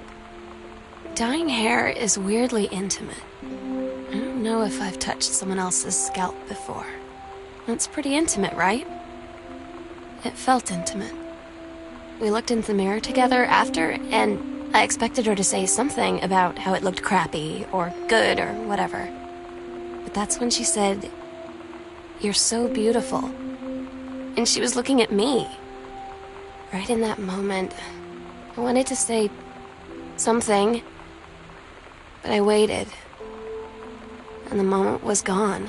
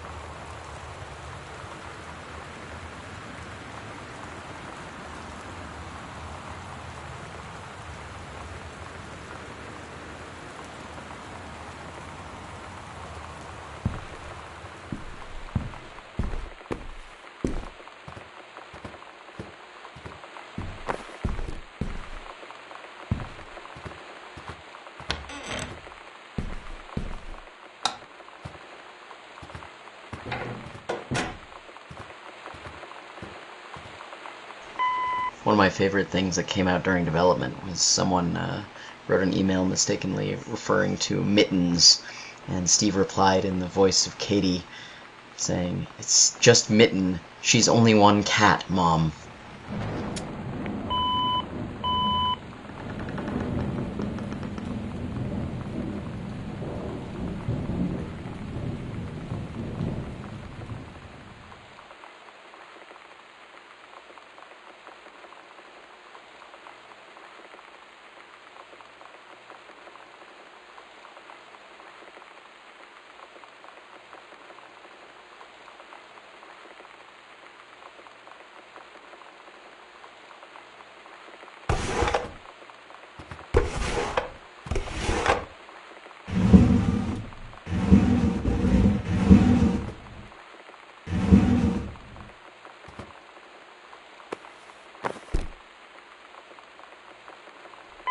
The life cycle of the condom. That's not a real thing, Steve. The life cycle of the condom. All right. By Carla Zamanja. Is as follows. Initially, the condom was a separate plot point. It was an actual plot point. We gave it to Lonnie, and we had Sam find it in Lonnie's purse, and it made Sam worried about what the hell she was doing with it, etc. And that was sort of a wedge to drive them apart when that was the storyline, which it no longer is. And because we decided we hated it. But I had already made the condom asset, which I'm actually really proud of. I really like that condom. It's really good. Also, I think Nero is a really good brand for condoms. Anyway. Yeah, it's a play on Trojan and everything, but yeah, it works. But it's, it's the whole, notably decadent, right, it's like, yeah. Anyway, I like it. I'm proud of this thing.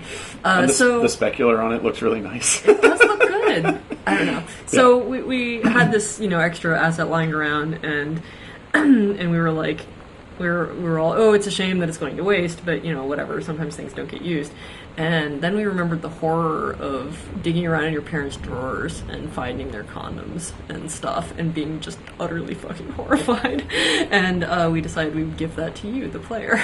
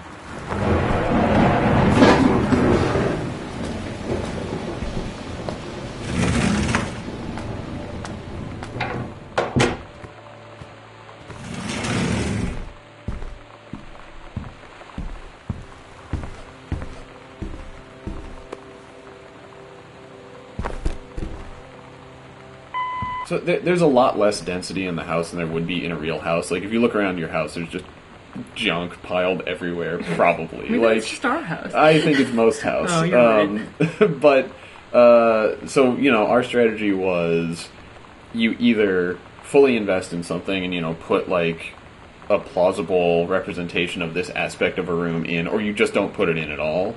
And the player will fill in the gaps between, like, oh, these are all the things that represent the kind of room I'm supposed to be in, and it doesn't jump out at me that there's no toilet plungers in the bathroom or whatever. But the biggest instance of this that I think actually totally worked, because no one has ever called it out, I know. is, surprise, think about it, there are no shoes in this house. Ta-da! Where's your brain now? and I don't think anybody's noticed it, and I think it's because if we had put one pair of shoes or two pairs of shoes, people would have said, where are all the rest of the shoes? Right. But really, to have a plausible house, Mom would have to have 10 pairs of shoes and her work boots, and Dad would need to have some tennis shoes and some work shoes, and so on and so forth. So we just said, there aren't going to be any shoes, and we hope nobody notices.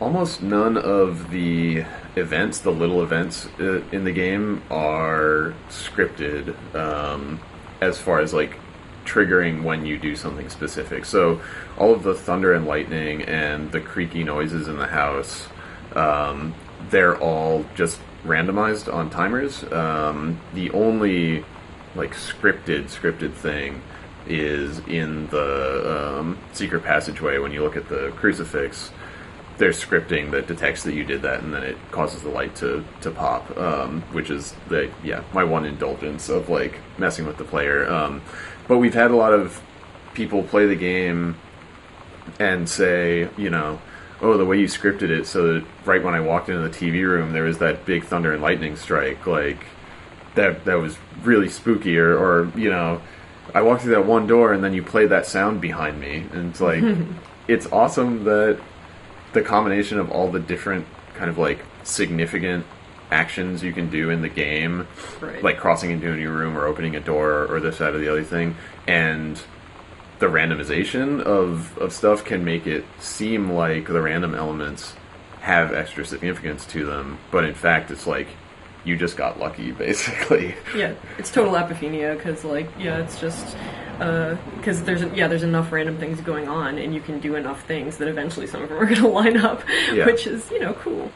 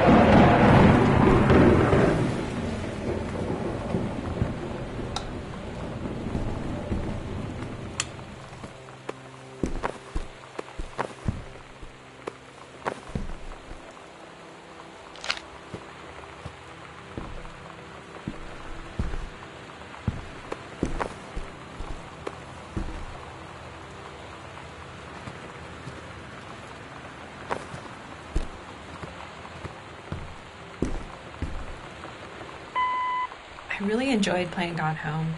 I have to say it was pretty exciting to find the Heavens to Betsy tape, because that was really, those songs really did come out on a cassette tape at the time, and that really was how people discovered the music, was getting a cassette tape passed around.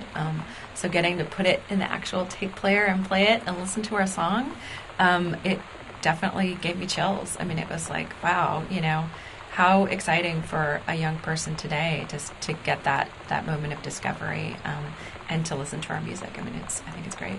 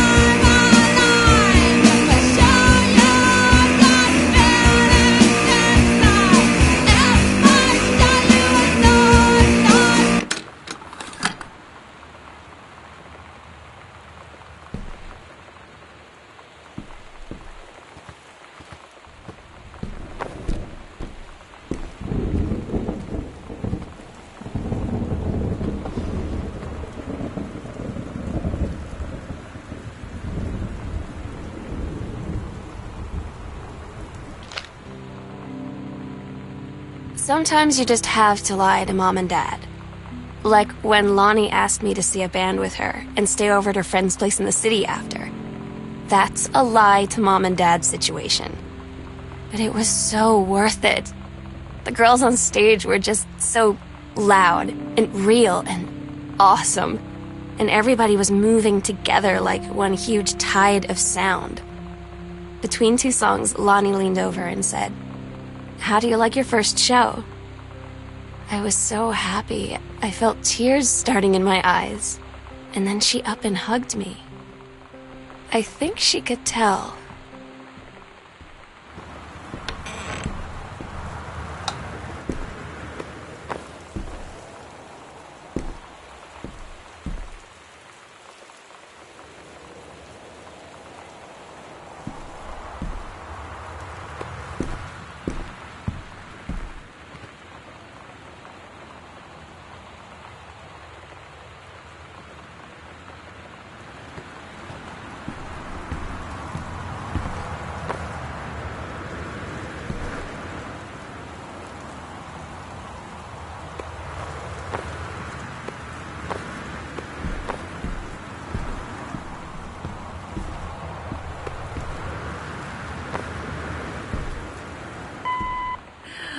Okay, the Wildfire book. Oh man, look at this thing. Yeah, this was another one of those situations in which I totally felt like a weird creepo when I was doing research, and there was a lot of really horrifying romance novel covers. This poor guy was on somebody's Flickr account that was allowed, that was Creative Commons attribution licensed. And I think he was playing volleyball or something. I don't know. So you just put suspenders on him and put an axe in his hand, and now he's a fireman. Yes, I did. It's the I best. did it, and I will cop to it, and I do it again. Also, as I recall, because I'm a noob, I initially picked total bondage suspenders. That's true. So you had started working on it, and I went upstairs, and then I came back down. And like Yarn and I were like, you know, we're all like, what should we do for this? And thing? I was like, those are fucking leather, Daddy. Suspenders. What are you doing? And what I should have said is, damn it, he noticed.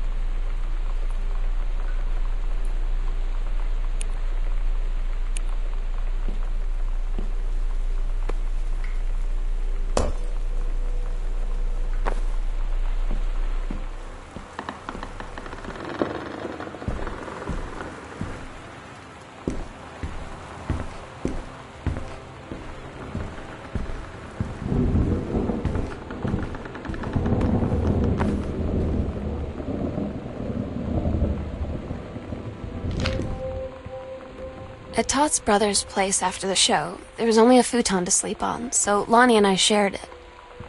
The lights went out. I was turned toward her.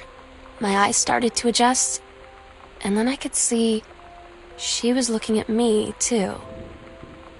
In the dark, she smiled.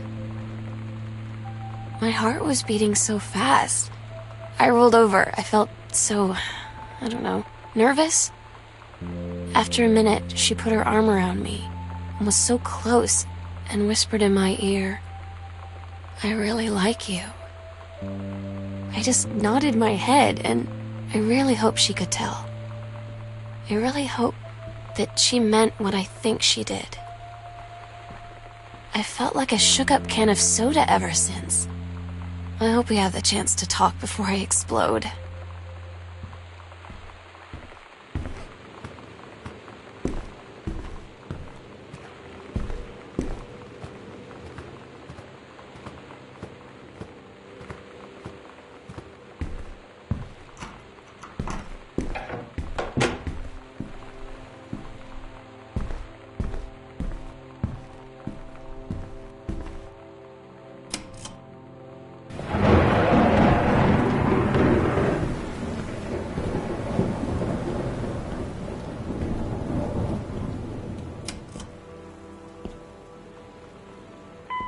Composing the ambient exploration tracks definitely ended up being the weirdest part of creating music for Gone Home.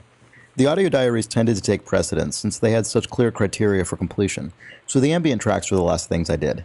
I spent so long immersed in the logs, which were very specifically timed, that to suddenly shift gears to creating these slow, standalone 5-minute pieces was surprisingly difficult. I remember giving Steve a first stab at the ambient track for part 2 of the game, and I didn't hear anything back about it. When I eventually asked if he had any feedback, he said something like, "Oh yeah, it's great. I just slowed it down by 50% and it totally works," which cracked me up because I definitely didn't have that in mind. But that's one of the great things about collaborative work, so I just went with it. I ended up doing a number of further revisions where I'd alter elements of the original version specifically to affect how the 50% slowed version would sound. It was definitely a new experience for me, writing bits of music and trying to imagine how they would sound after it's been considerably distorted. It got weirder, though. The ambient track for Part 1 ended up being a backwards version of the slowed down Part 2 track. And again, there were elements that sounded good at 50% slow forwards, but not at 50% slow backwards. So again, I went back to the original track and started altering elements so they would sound better at half speed in reverse. I don't know if that's a thing ambient composers end up getting used to, but for me it definitely felt like going down the rabbit hole.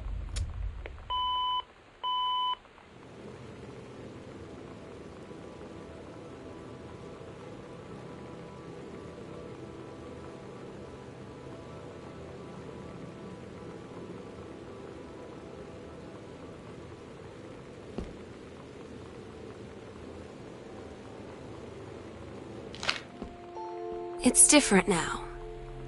I mean, we still hang out all the time like before. But now when no one else is around, well, you know. So you could say we're dating. But it's secret. Secret dating? I don't know. I mean, I guess that's the real difference. Now when we get off the phone or go home for the night, or it's just quiet and we're alone, we say I love you.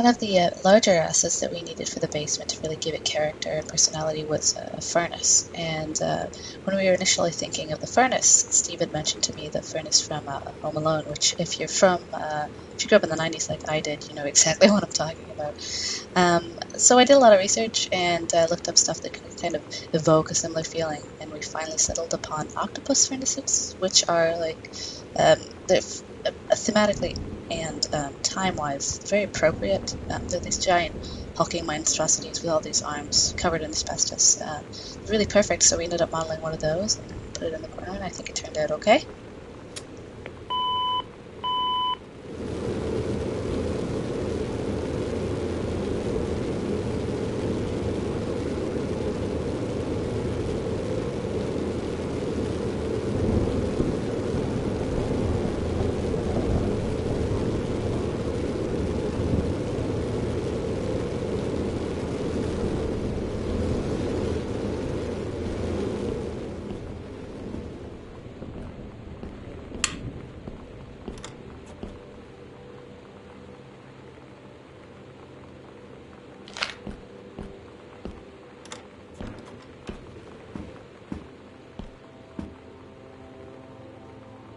I'm so stupid sometimes.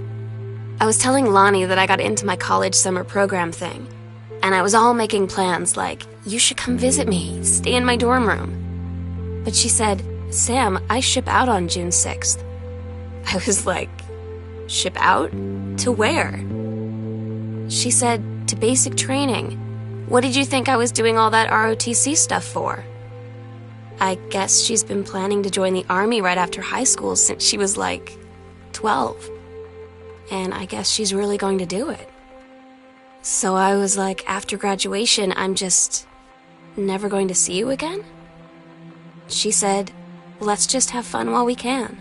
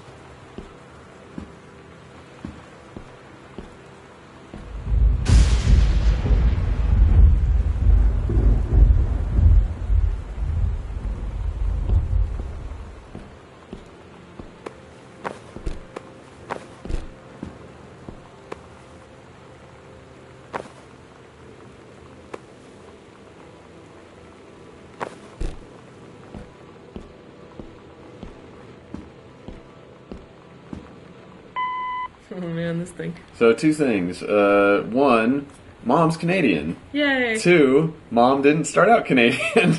The reason that Mom is Canadian is because Kate Craig and Emily Carroll are Canadian, and early on in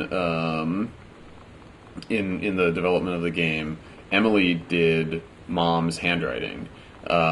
This is before she did any of the UI text or anything. Right, and it was before we decided that all the moms were going to actually be written by moms and all that kind of stuff. Integrity in moms. And so we had the answering machine note in the foyer, and there the line. What's the actual line that's there? It's like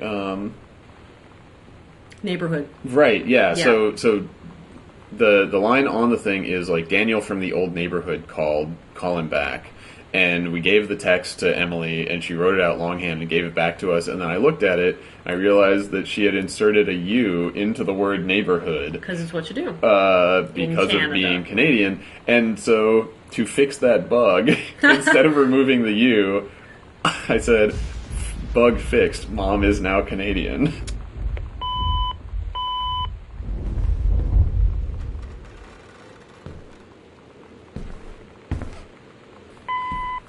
So there's this little scrap of paper that's hidden under this bedside table, and you start to read it, and then Katie makes you stop reading it. And it was this thing where it's an exception to the interactive expectations that you have. Like, it's one place, I guess the one place where we really impinge on your ability as a player to do what you want. And Katie intervenes, basically, and it was something that I thought was an interesting little one-off way of emphasizing the difference between the player and the character that they're playing as. And to you as a player, the note's just a note, but a reminder that, like, Sam is Katie's sister, and Katie wouldn't want to read this thing, and she's not going to keep doing it, even if you want her to.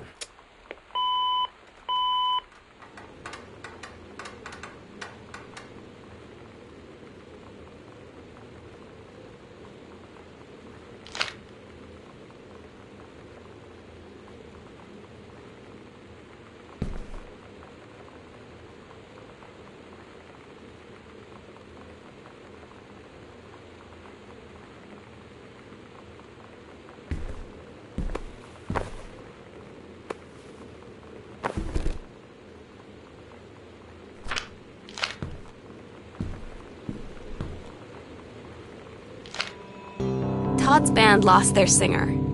Todd said he sucked. Lonnie said he got sick of Todd's shit, and he was complaining about needing a new singer. So Lonnie was like, I can sing. And they were all kind of like, you can? And she was like, probably. But she's been rehearsing with them for like a week now, and I finally got to see them play in Todd's basement today. And she's actually really amazing. I feel so proud when she's on stage. It's incredible being in awe of someone you love. So everybody knows it's like a temporary situation till she ships out in June. But till then, I'm gonna be at every single show.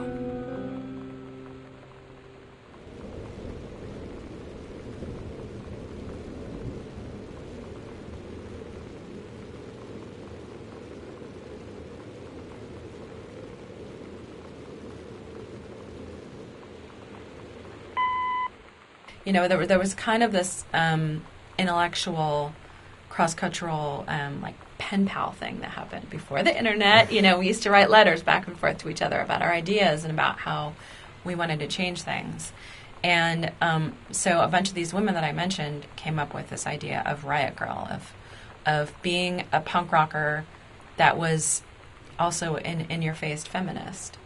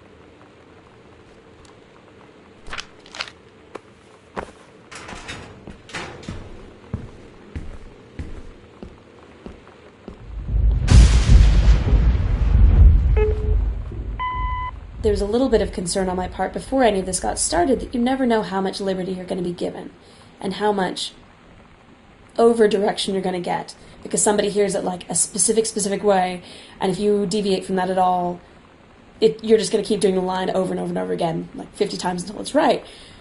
So I really wasn't sure what to expect, but even on the first day getting in there and being able to go through a few of the lines and just give them what came to mind, and seeing how closely I think everyone was on the page about it.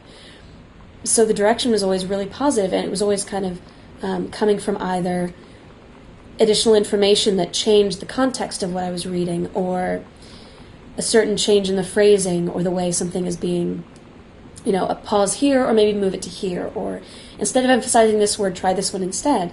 So you end up with a lot of different takes that really give it a very different feeling, depending on which one you go for.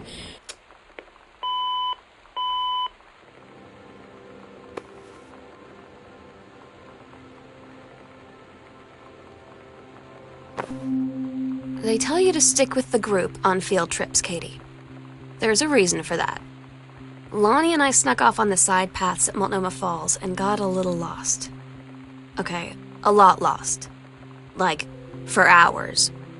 Right before the bus left, we found a trail and came running down the path, soaked and covered in mud, shouting for the bus not to leave. The school called home. Mom and Dad said, "You didn't get into trouble like this before you met that Lonnie girl." But I don't think they know about us. The kids at school, though, I'm really afraid that's a whole other story. Stick with the group, Katie. Stick with the group.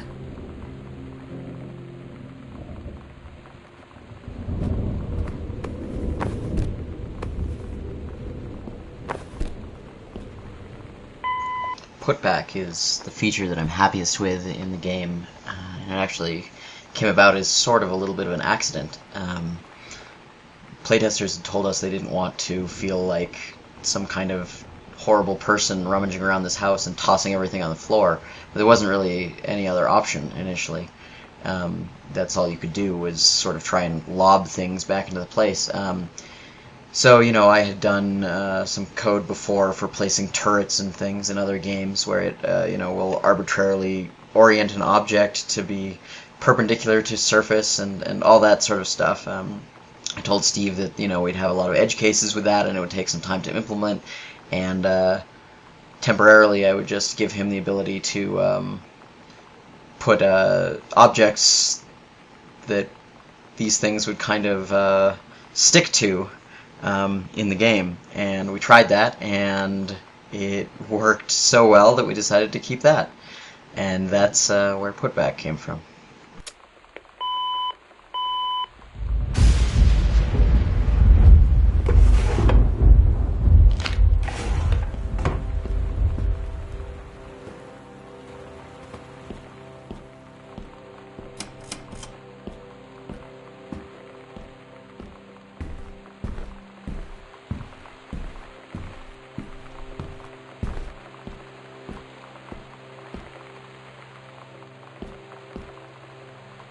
The music for Gone Home was mainly composed over two separate periods, roughly a year apart.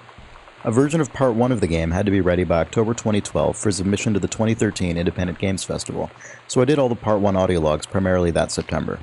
The following summer I did another round of logs for the second half of the game, as well as some Part 1 revisions in the ambient exploration tracks. One really nice side effect of the long gap between composition sessions, as well as the structure of writing music that is very literally accompanying a story, was that I ended up hitting on pretty different ideas and approaches over time as I got further along in Sam's story. The original sketches I did had mainly electric piano sounds, which are warmer and more naturalistic than synthesizers and other electronics instruments.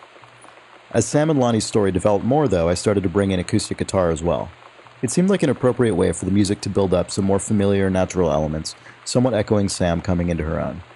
Eventually it became a really tonal element of the score. After that emerged, I started to more carefully control the instrumentation for the various main categories of log subject matter, including Sam's self-reflections, Sam and Lonnie, Sam and her parents, and even Sam and Daniel. Some of those have their own melodies and themes as well. That wasn't really a grand plan from the start, and I don't expect everyone to really notice it, but it became one of my favorite things about working on this score.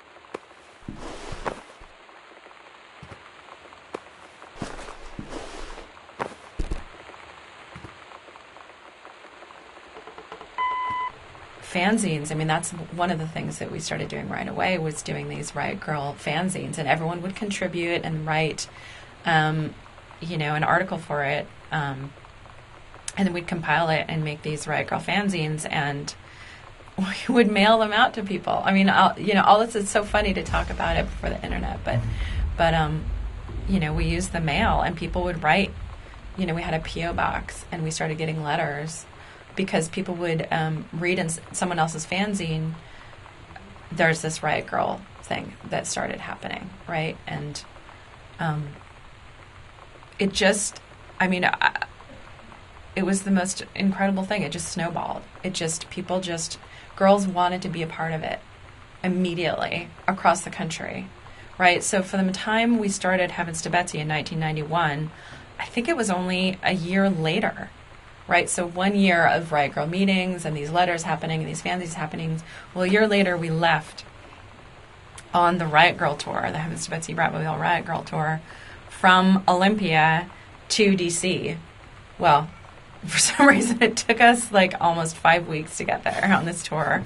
And we ended up staying in D.C. another something like 5 weeks before the Riot Grrrl convention that happened. So that all of this, all of these fanzines, all these girls across the country started getting interested in Riot Grrrl, and the press just went bananas. I mean, the press attention was off the hook. New York Times, USA Today, all these journalists wanted information and wanted to interview all of us. And it was crazy. So by the time we got to the Riot Grrrl convention, suddenly we were truly part of a movement.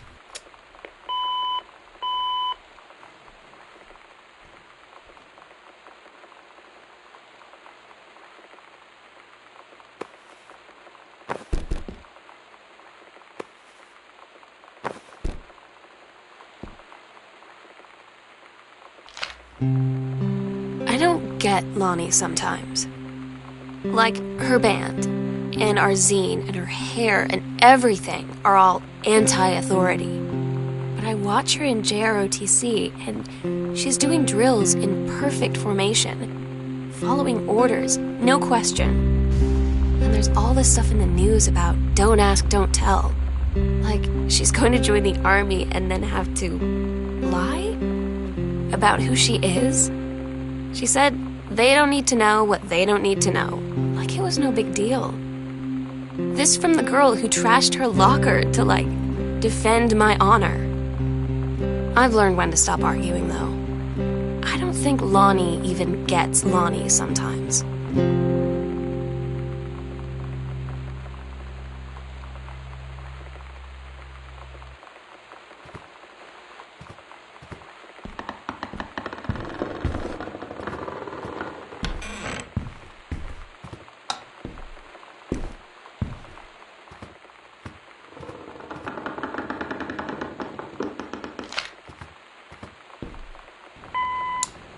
So earlier in an earlier version of the story in Gone Home, Sam and Lonnie got caught together, and Lonnie's dad was an asshole about it and threatened to send Lonnie to live with her mom in Florida. And we cut that. It was too melodramatic, and it wasn't really interesting. It was an external force that was acting on them, which I wasn't super excited about in practice, and so on and so forth. But it caused there to be this concept of Lonnie's mom living in Florida, which Florida is, of course, the worst place that you can live. Well, let's not assume. But that said, it's the other side of the country, and it's totally so foreign from Oregon and everything. Also, it's where I grew up. Yeah, that was. So so yes, the reason I think that Lonnie's mom lives in Florida is that I grew up in Florida, and I moved from Florida to Oregon when I was 19, and I've been back to visit, but if someone were to say to me, "Hey, Steve, do you want to go back and live in Florida?" I would take a sheet of notebook paper and I would write "no" on it as big as you can get and With hand it back to gravestones. you. There would be knives, there would be Yeah. gravestones, there would be Dead lightning, face. Yeah. big X's in the Yeah. eyes, vampire teeth for some reason. I was largely unfamiliar with Florida, and my family started going there every once in a while, or when I was like in high school for Christmas, because my mom hates being cold. And Pick the wrong goddamn but- place to live, I Mrs. know. Zamanja. Yeah, well, you know. But anyway, the only thing that I remember basically is that everybody had lawn flamingos, and we went around Christmas, so I remember hearing on the radio multiple times dogs barking Christmas carols. That's Florida. Florida sounds cooler than I remember it being. In my head, that's Florida, right there.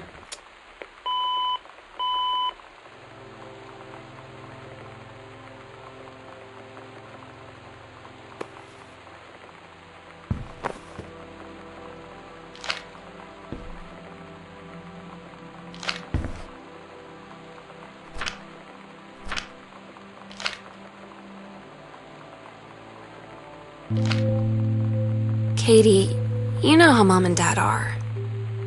Not exactly super open-minded about things. It feels like every minute I don't spend with Lonnie, I spend worrying about them finding out about us. And what would happen if they did? You know Dad's joke about the nunnery that he'd tell whenever he brought boys around the old house? I wonder where he'd want to send me.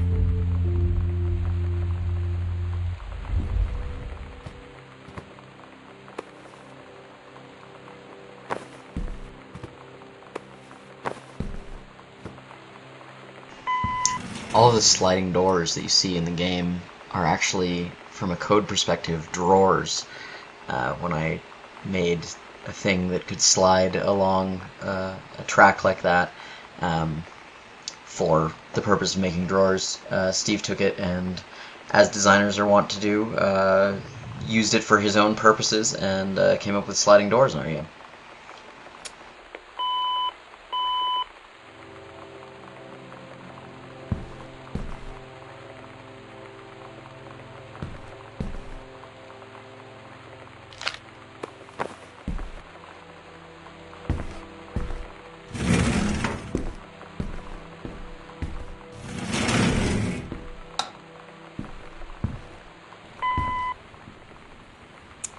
Writing Sam was a unique challenge, just in the sense of, on the one hand, it was very much from my personal experience because it's about being a teenager and my memories from that time, you know, as an individual, but also who Sam was and what her experience was came about as a result of kind of problem solving that we were doing, that Carla and I were doing,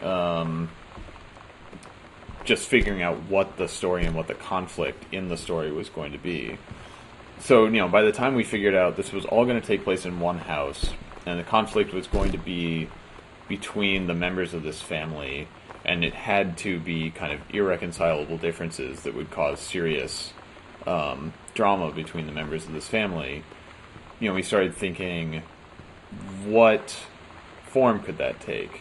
You know, could it be that the teenager of the family falls in love with somebody that they're not supposed to and the parents don't agree?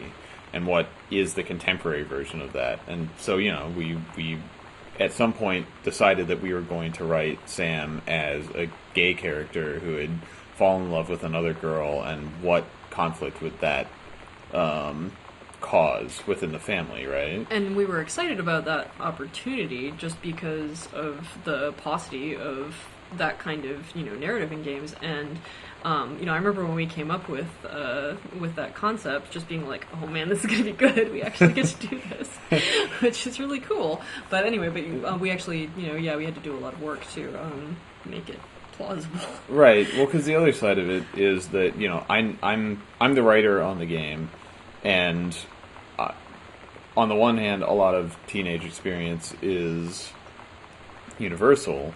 But I also, at some point, just had that very clear realization of, okay, I have just signed up for writing a gay teenage girl to, you know, 2 out of the 3 aspects of that character are not something that I've actually lived through, and so it was impressed upon me, especially like when I was working at Irrational, how important research was to getting your fiction right.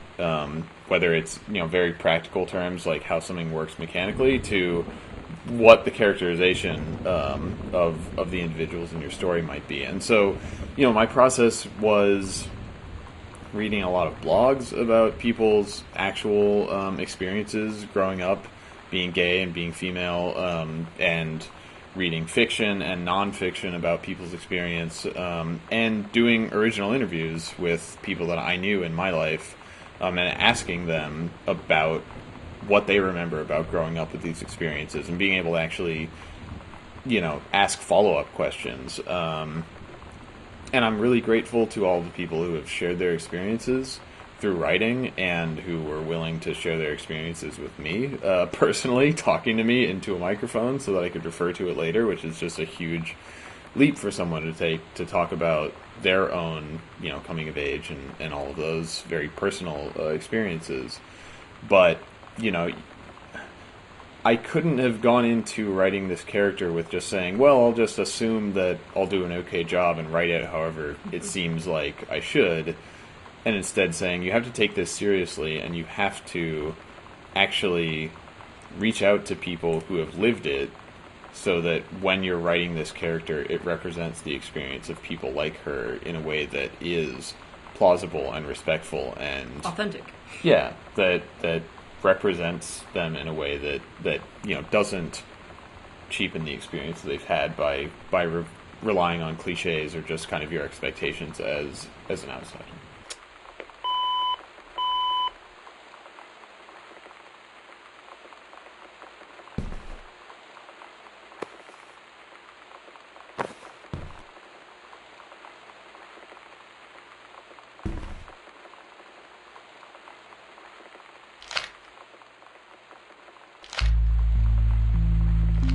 I had an interesting talk with Mom and Dad tonight. One you were never gonna need to have. I mean, you've known, right? I've known. I've known since, like, She-Ra. Mom and Dad didn't, I guess. But they saw the zine and the stuff on the locker, and they were like, is there something we should know about you and Lonnie? And so here's the thing. I was prepared for them to be mad, or disappointed, or start crying, or something, but they were just in denial. You're too young to know what you want. You and Lonnie are just good friends. You just haven't met the right boy. It's a phase. That's what I didn't see coming. That they wouldn't even respect me enough to believe me. Well, joke's on them. Because they're in for one very long phase.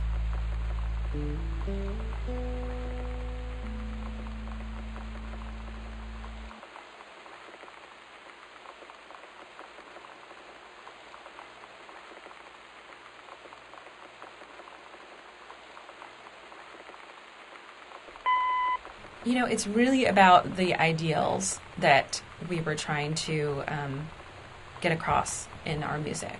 I think that the move to equality for women and for everyone in the U.S. is something that we all want to be a part of, right? And we used Riot Grrrl and we used music as the tool for that, and that. But it's really, to me, it's about equality for everyone. That I think is the key, and that's why young people really feel passionate, and they listen to the music and they hear that passion, and that's what they connect with.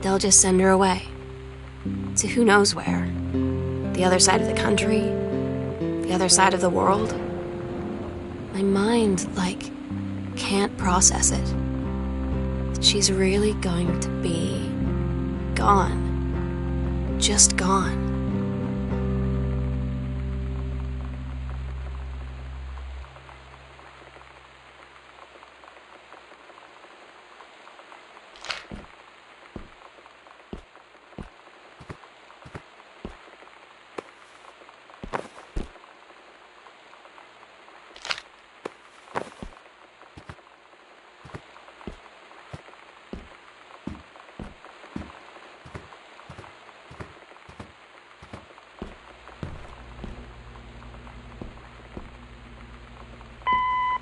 When you put out any sort of content about your game online, whether it's screenshots or whether it's gameplay or anything along those lines, you're sort of at the mercy of the internet, and you sort of want to see what people are going to respond to, whether it's positive or negative. Hopefully it's positive.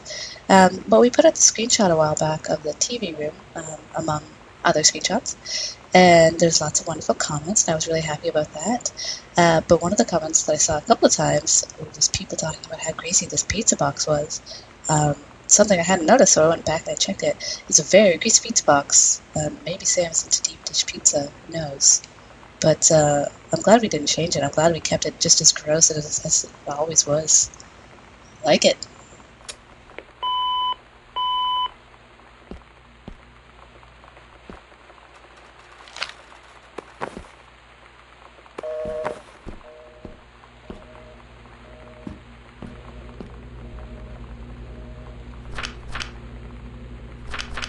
Daniel finally came over to get his game. I'd been dreading it.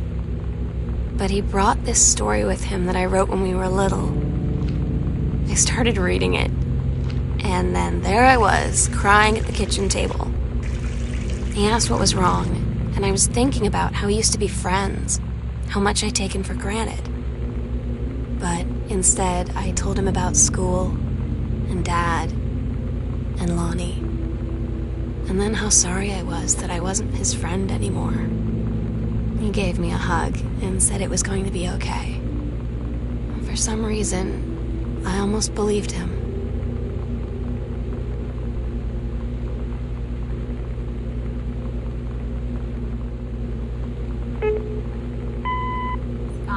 So I'm Sarah Argidale.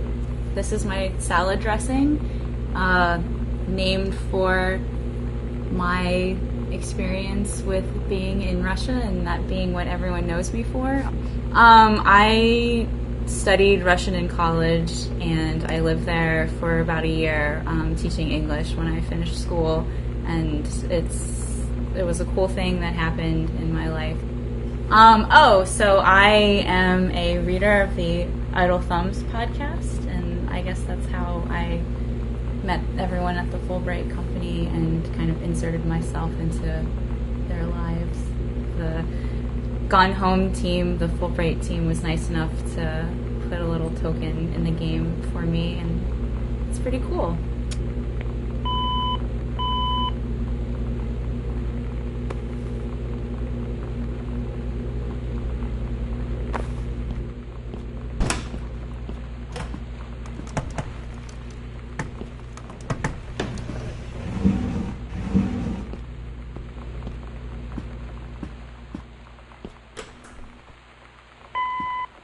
For a long time, the kitchen was not going to be mid-renovation the way that it is. And it's one of those things that I think that necessity, a production constraint, actually made this part of the house better than it would have been if we could have just done whatever we wanted. Because for a long time we were like, okay, it's just going to be a kitchen, and so we're going to need a bunch of food, which we ended up making, and we're going to need a bunch of appliances, and we're going to need a bunch of,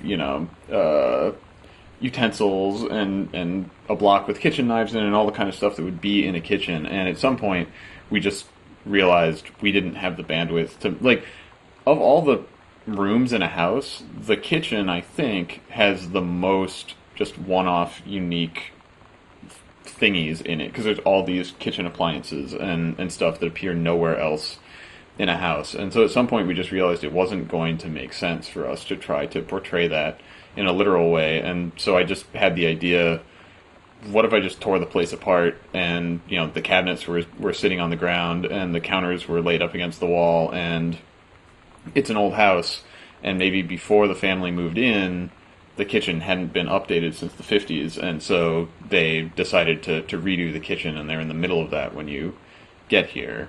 I think that A, that's hopefully more visually interesting than playing it straight would have been, and B, it allowed us to make this feel like a believable space in a way that we just wouldn't have been able to otherwise.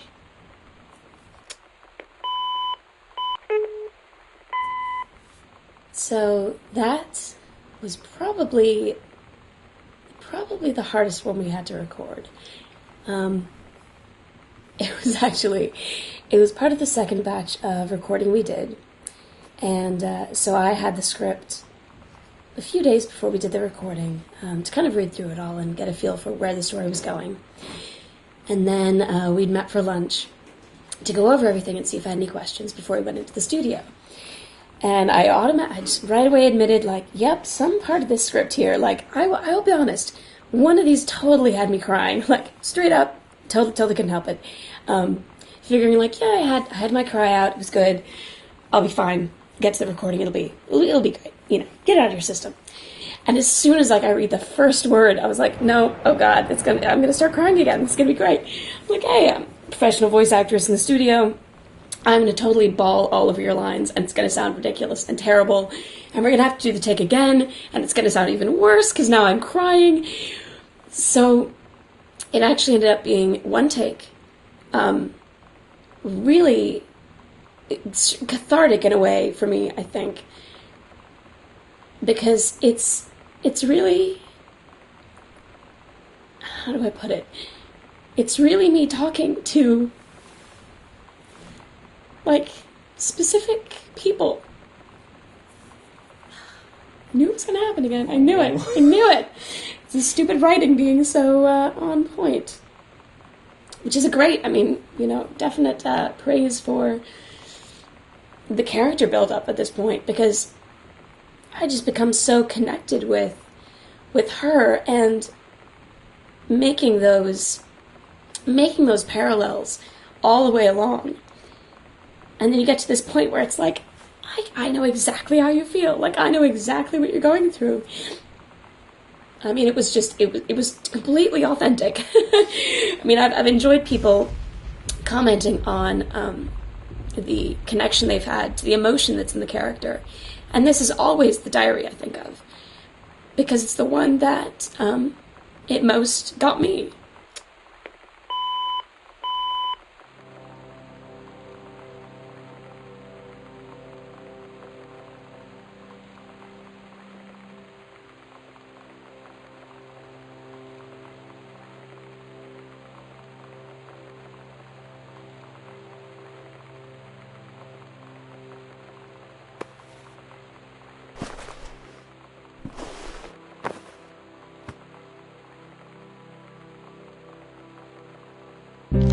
Lonnie had her going away show with her band tonight. She's so incredible on stage. When she was singing, I could practically forget everything. That we only had 48 hours left. That I don't know what comes next. That I can't live without her. Then she dedicated the last song to me. I couldn't take it. I was out on the curb in the alley, sobbing till my ribs hurt. I would follow her anywhere, Katie. But I can't. Where she's going. After a long time, she found me. She said she was sorry. She said, I wish things could be different. I just wanted to make you happy. I said, I don't think you can anymore.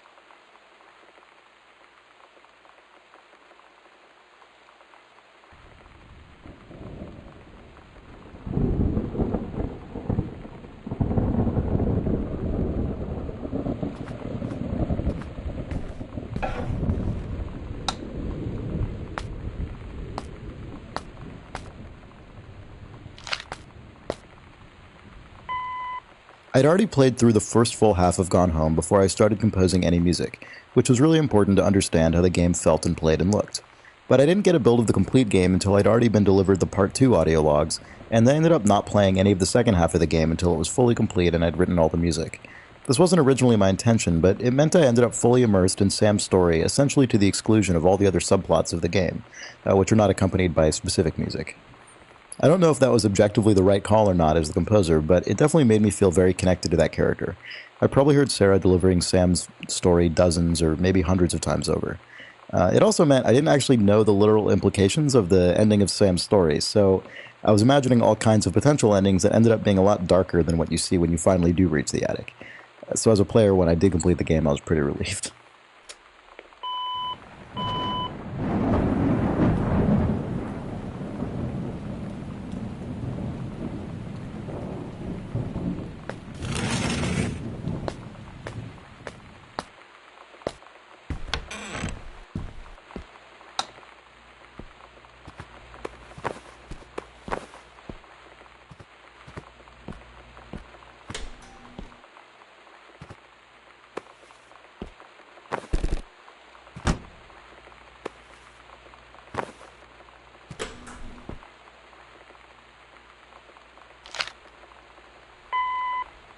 Really early on, I thought it would be, like, something that I thought would be engaging about Gone Home would just be finding notes and scraps in unexpected places and being able to, like, you know, zoom in really far and find something that's tucked away in someone's pocket or whatever. And yeah, finding a note that was in someone's pocket that had gone through the dryer, I thought would just be a cool image.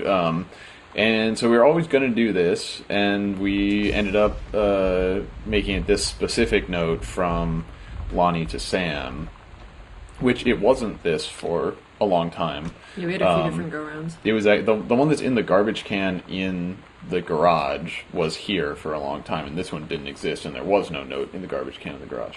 But yeah, I think that this note, this is I think the last note that went into the game. It was really late. And like the last new content, you know, that went into the game. Because we did our final like pre-release playtest, and there were people that were kind of like, I felt like Lonnie's decision came out of nowhere at the end. And you know, I was like, why, you know, why is that? And I think it's because Lonnie had never gotten to say her piece, you know, right. and never gotten to have that moment of saying, I wish things were different and I want to be with you and I don't want to have to go away. But we've just made the assumption that that's how it's got to be. To give you some context for her, when she actually had to confront it, saying like, you know what, I can't live with it being that way. And so this was her chance to speak just from her own perspective about why she felt like she had no choice in the matter. And then what she was deciding against when she, you know, changed her mind when she finally had to, like, ship out.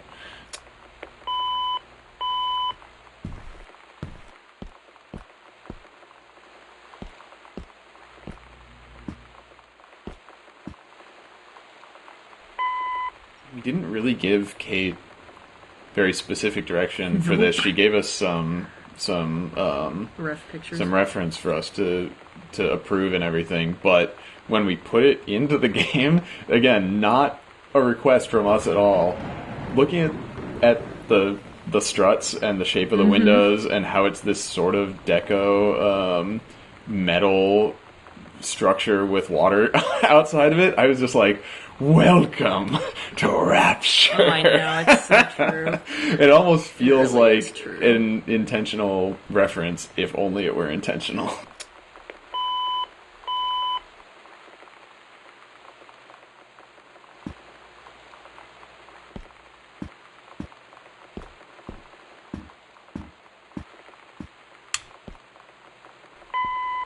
So you want to talk about this fucking jazz mug? Nobody wants to talk about the jazz mug.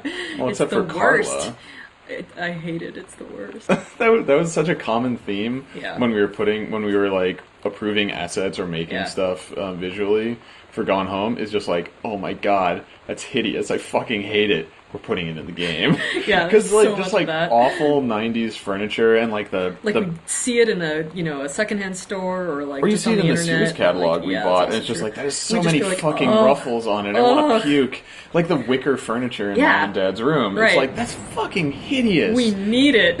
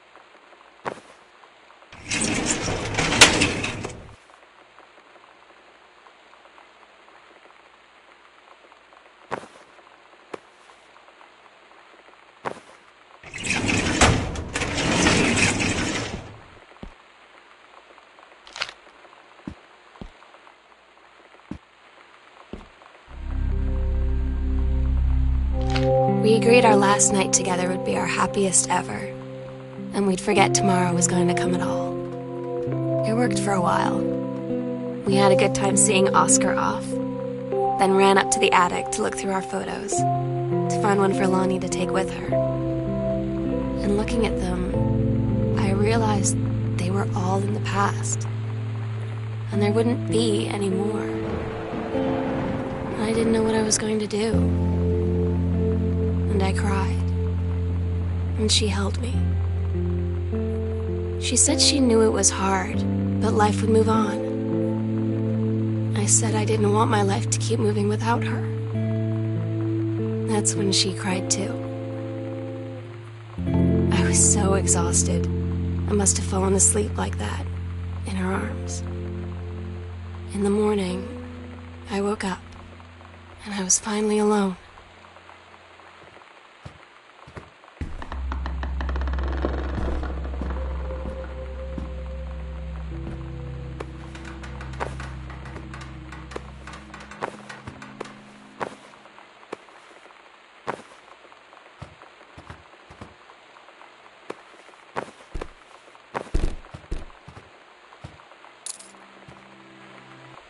The fact that there are speedruns for our game makes me really happy, and the fact that, you know, that the any percent speedrun, aka you don't have to pick up anything, just get to the end as fast as possible, has basically been optimized to, I think, 47 or 48 seconds.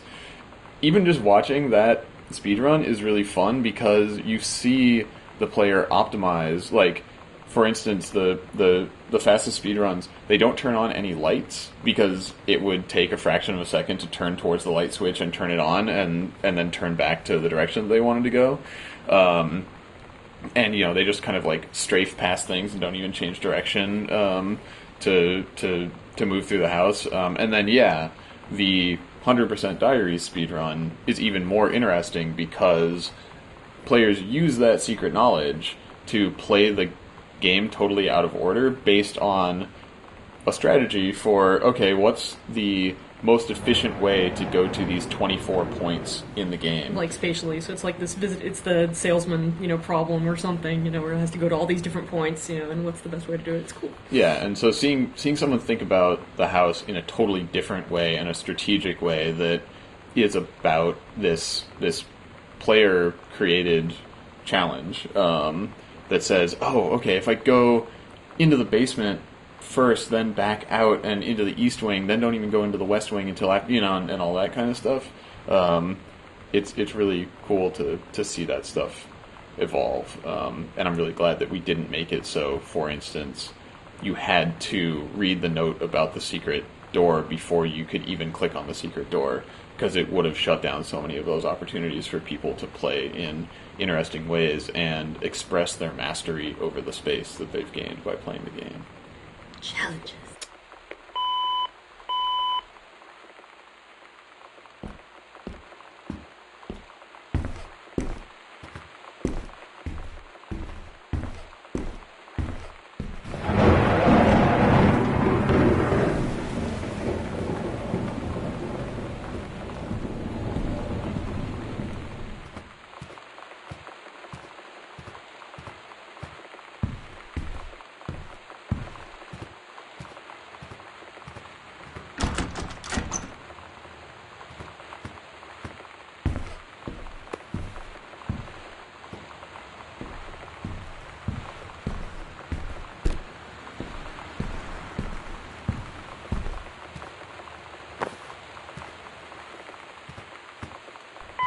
You want to talk about a place for Christmas Duck? This is where Christmas Duck goes.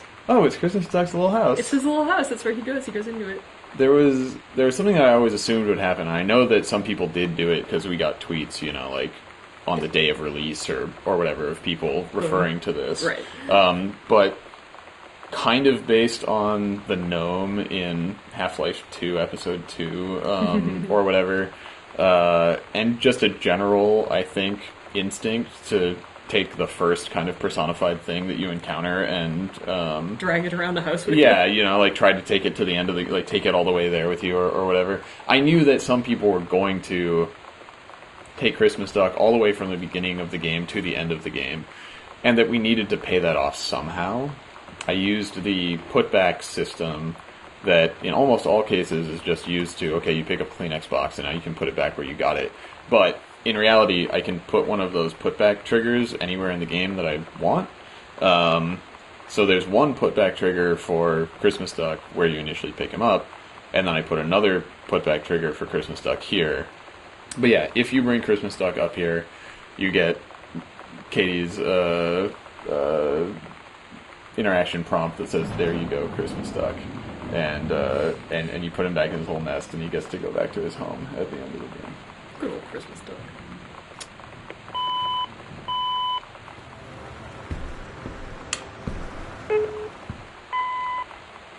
I think this is one where I love the way the music makes it so uplifting. Because it starts out in this very, sad point where it's sort of just like, you kind of don't know what, I don't know, to me it was very emotionally ambiguous in a sense. I mean, she's saying like, oh my God, I can't believe it, like something's happened, something's gone wrong. And as she kind of unravels the story about how she missed the first 2 calls, which then take you right back to one of the first things you probably do when you get in the house was find the voice recorder. So I love how it loops it around, and then it starts building this positive feeling of like how this isn't the end. And we are going to see each other again. And there's this wonderful elation that she sort of dawns on in a funny way. And that, yeah, it's just, it's so hopeful, and it's really nice to connect to that and just try and express a little bit of levity after so much weight has built up over the course of her life in this little window.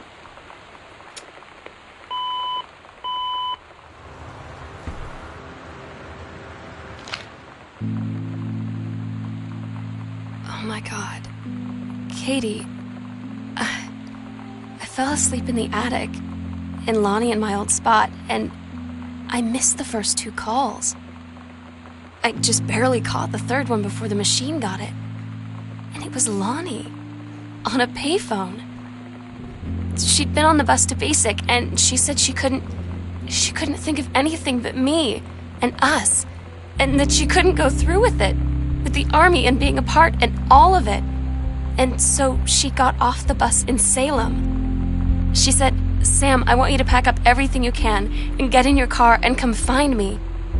And let's just drive until we find somewhere for us." And she asked me if I could do that. And I said yes. Yes.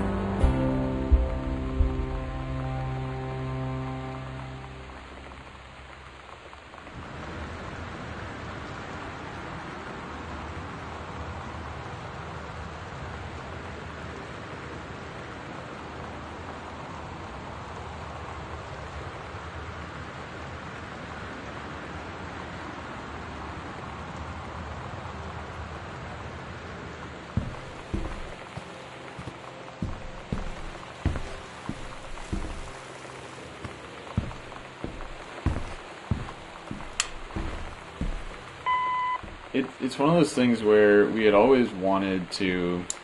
Well, A, we had wanted to pay off Sam's darkroom by letting you go in it and see photos that she had taken. And B,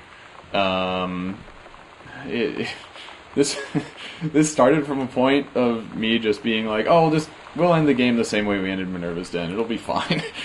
But between those two things, we initially figured we were signing up for photos that would have taken a lot of time and effort to make, of like a photo strip of the 2 of them in a photo booth, which would mean let's do 4 pairs of photo painted photos of these characters, and just like pictures of them in the mirror together, and all of this very high cost facial rendering basically for Carla to do, because we had we had this style that was like, okay, Yeah. you do photo collage and then you paint it over to make it look consistent, and it's a lot of work, and it's hard to get the pieces and the lighting and the poses and everything looking right. I'm just not that much of a pro in order to be able to do that fast, and so yeah, it would have been months. Yeah, so you know, we have the one very close-up photo of Lonnie's eye, and then we just brainstormed what are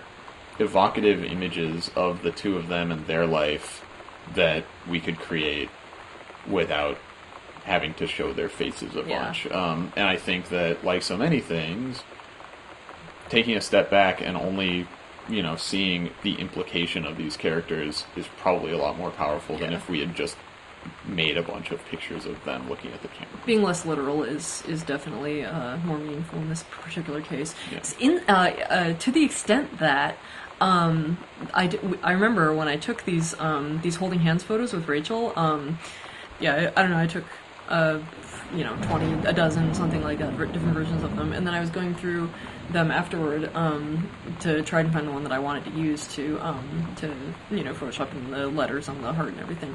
And I found myself thinking, oh, these are all so sweet, and like I had just taken them 10 minutes ago with my roommate, and it was just like somehow this here is more evocative and meaningful than a happy face, I guess. But anyway, yeah. I was fooled by my own shtick, which is extremely silly.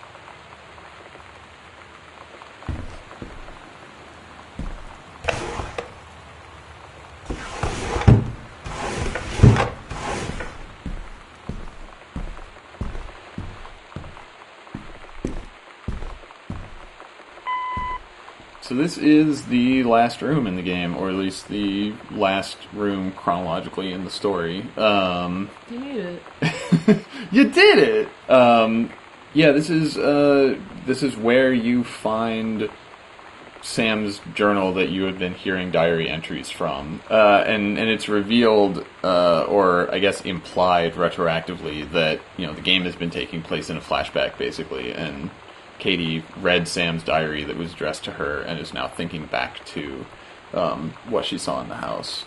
So thanks for playing through with commentary mode and listening to us and Yonaman and Kate and Sarah Grayson and Chris Remo and Corin Tucker from Heavens to Betsy and Slater Kinney, who, again, thank you to her for taking her time to record some of her recollections and thoughts for this.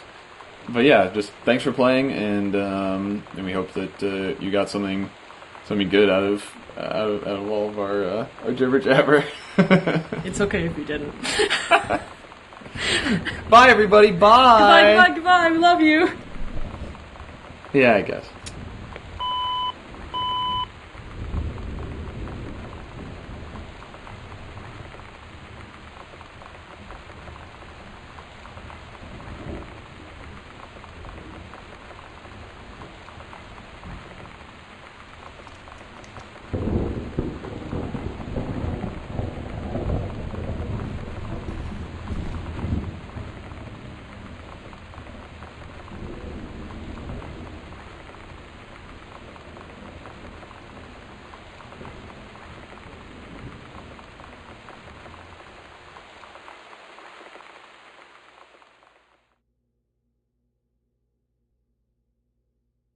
Katie, I'm so sorry that I can't be there to see you in person, that I can't tell you all this myself. But I hope as you read this journal and you think back, that you'll understand why I had to do what I did, and that you won't be sad, and you won't hate me, and you'll just know that I am where I need to be. I love you so much, Katie. I'll see you again someday.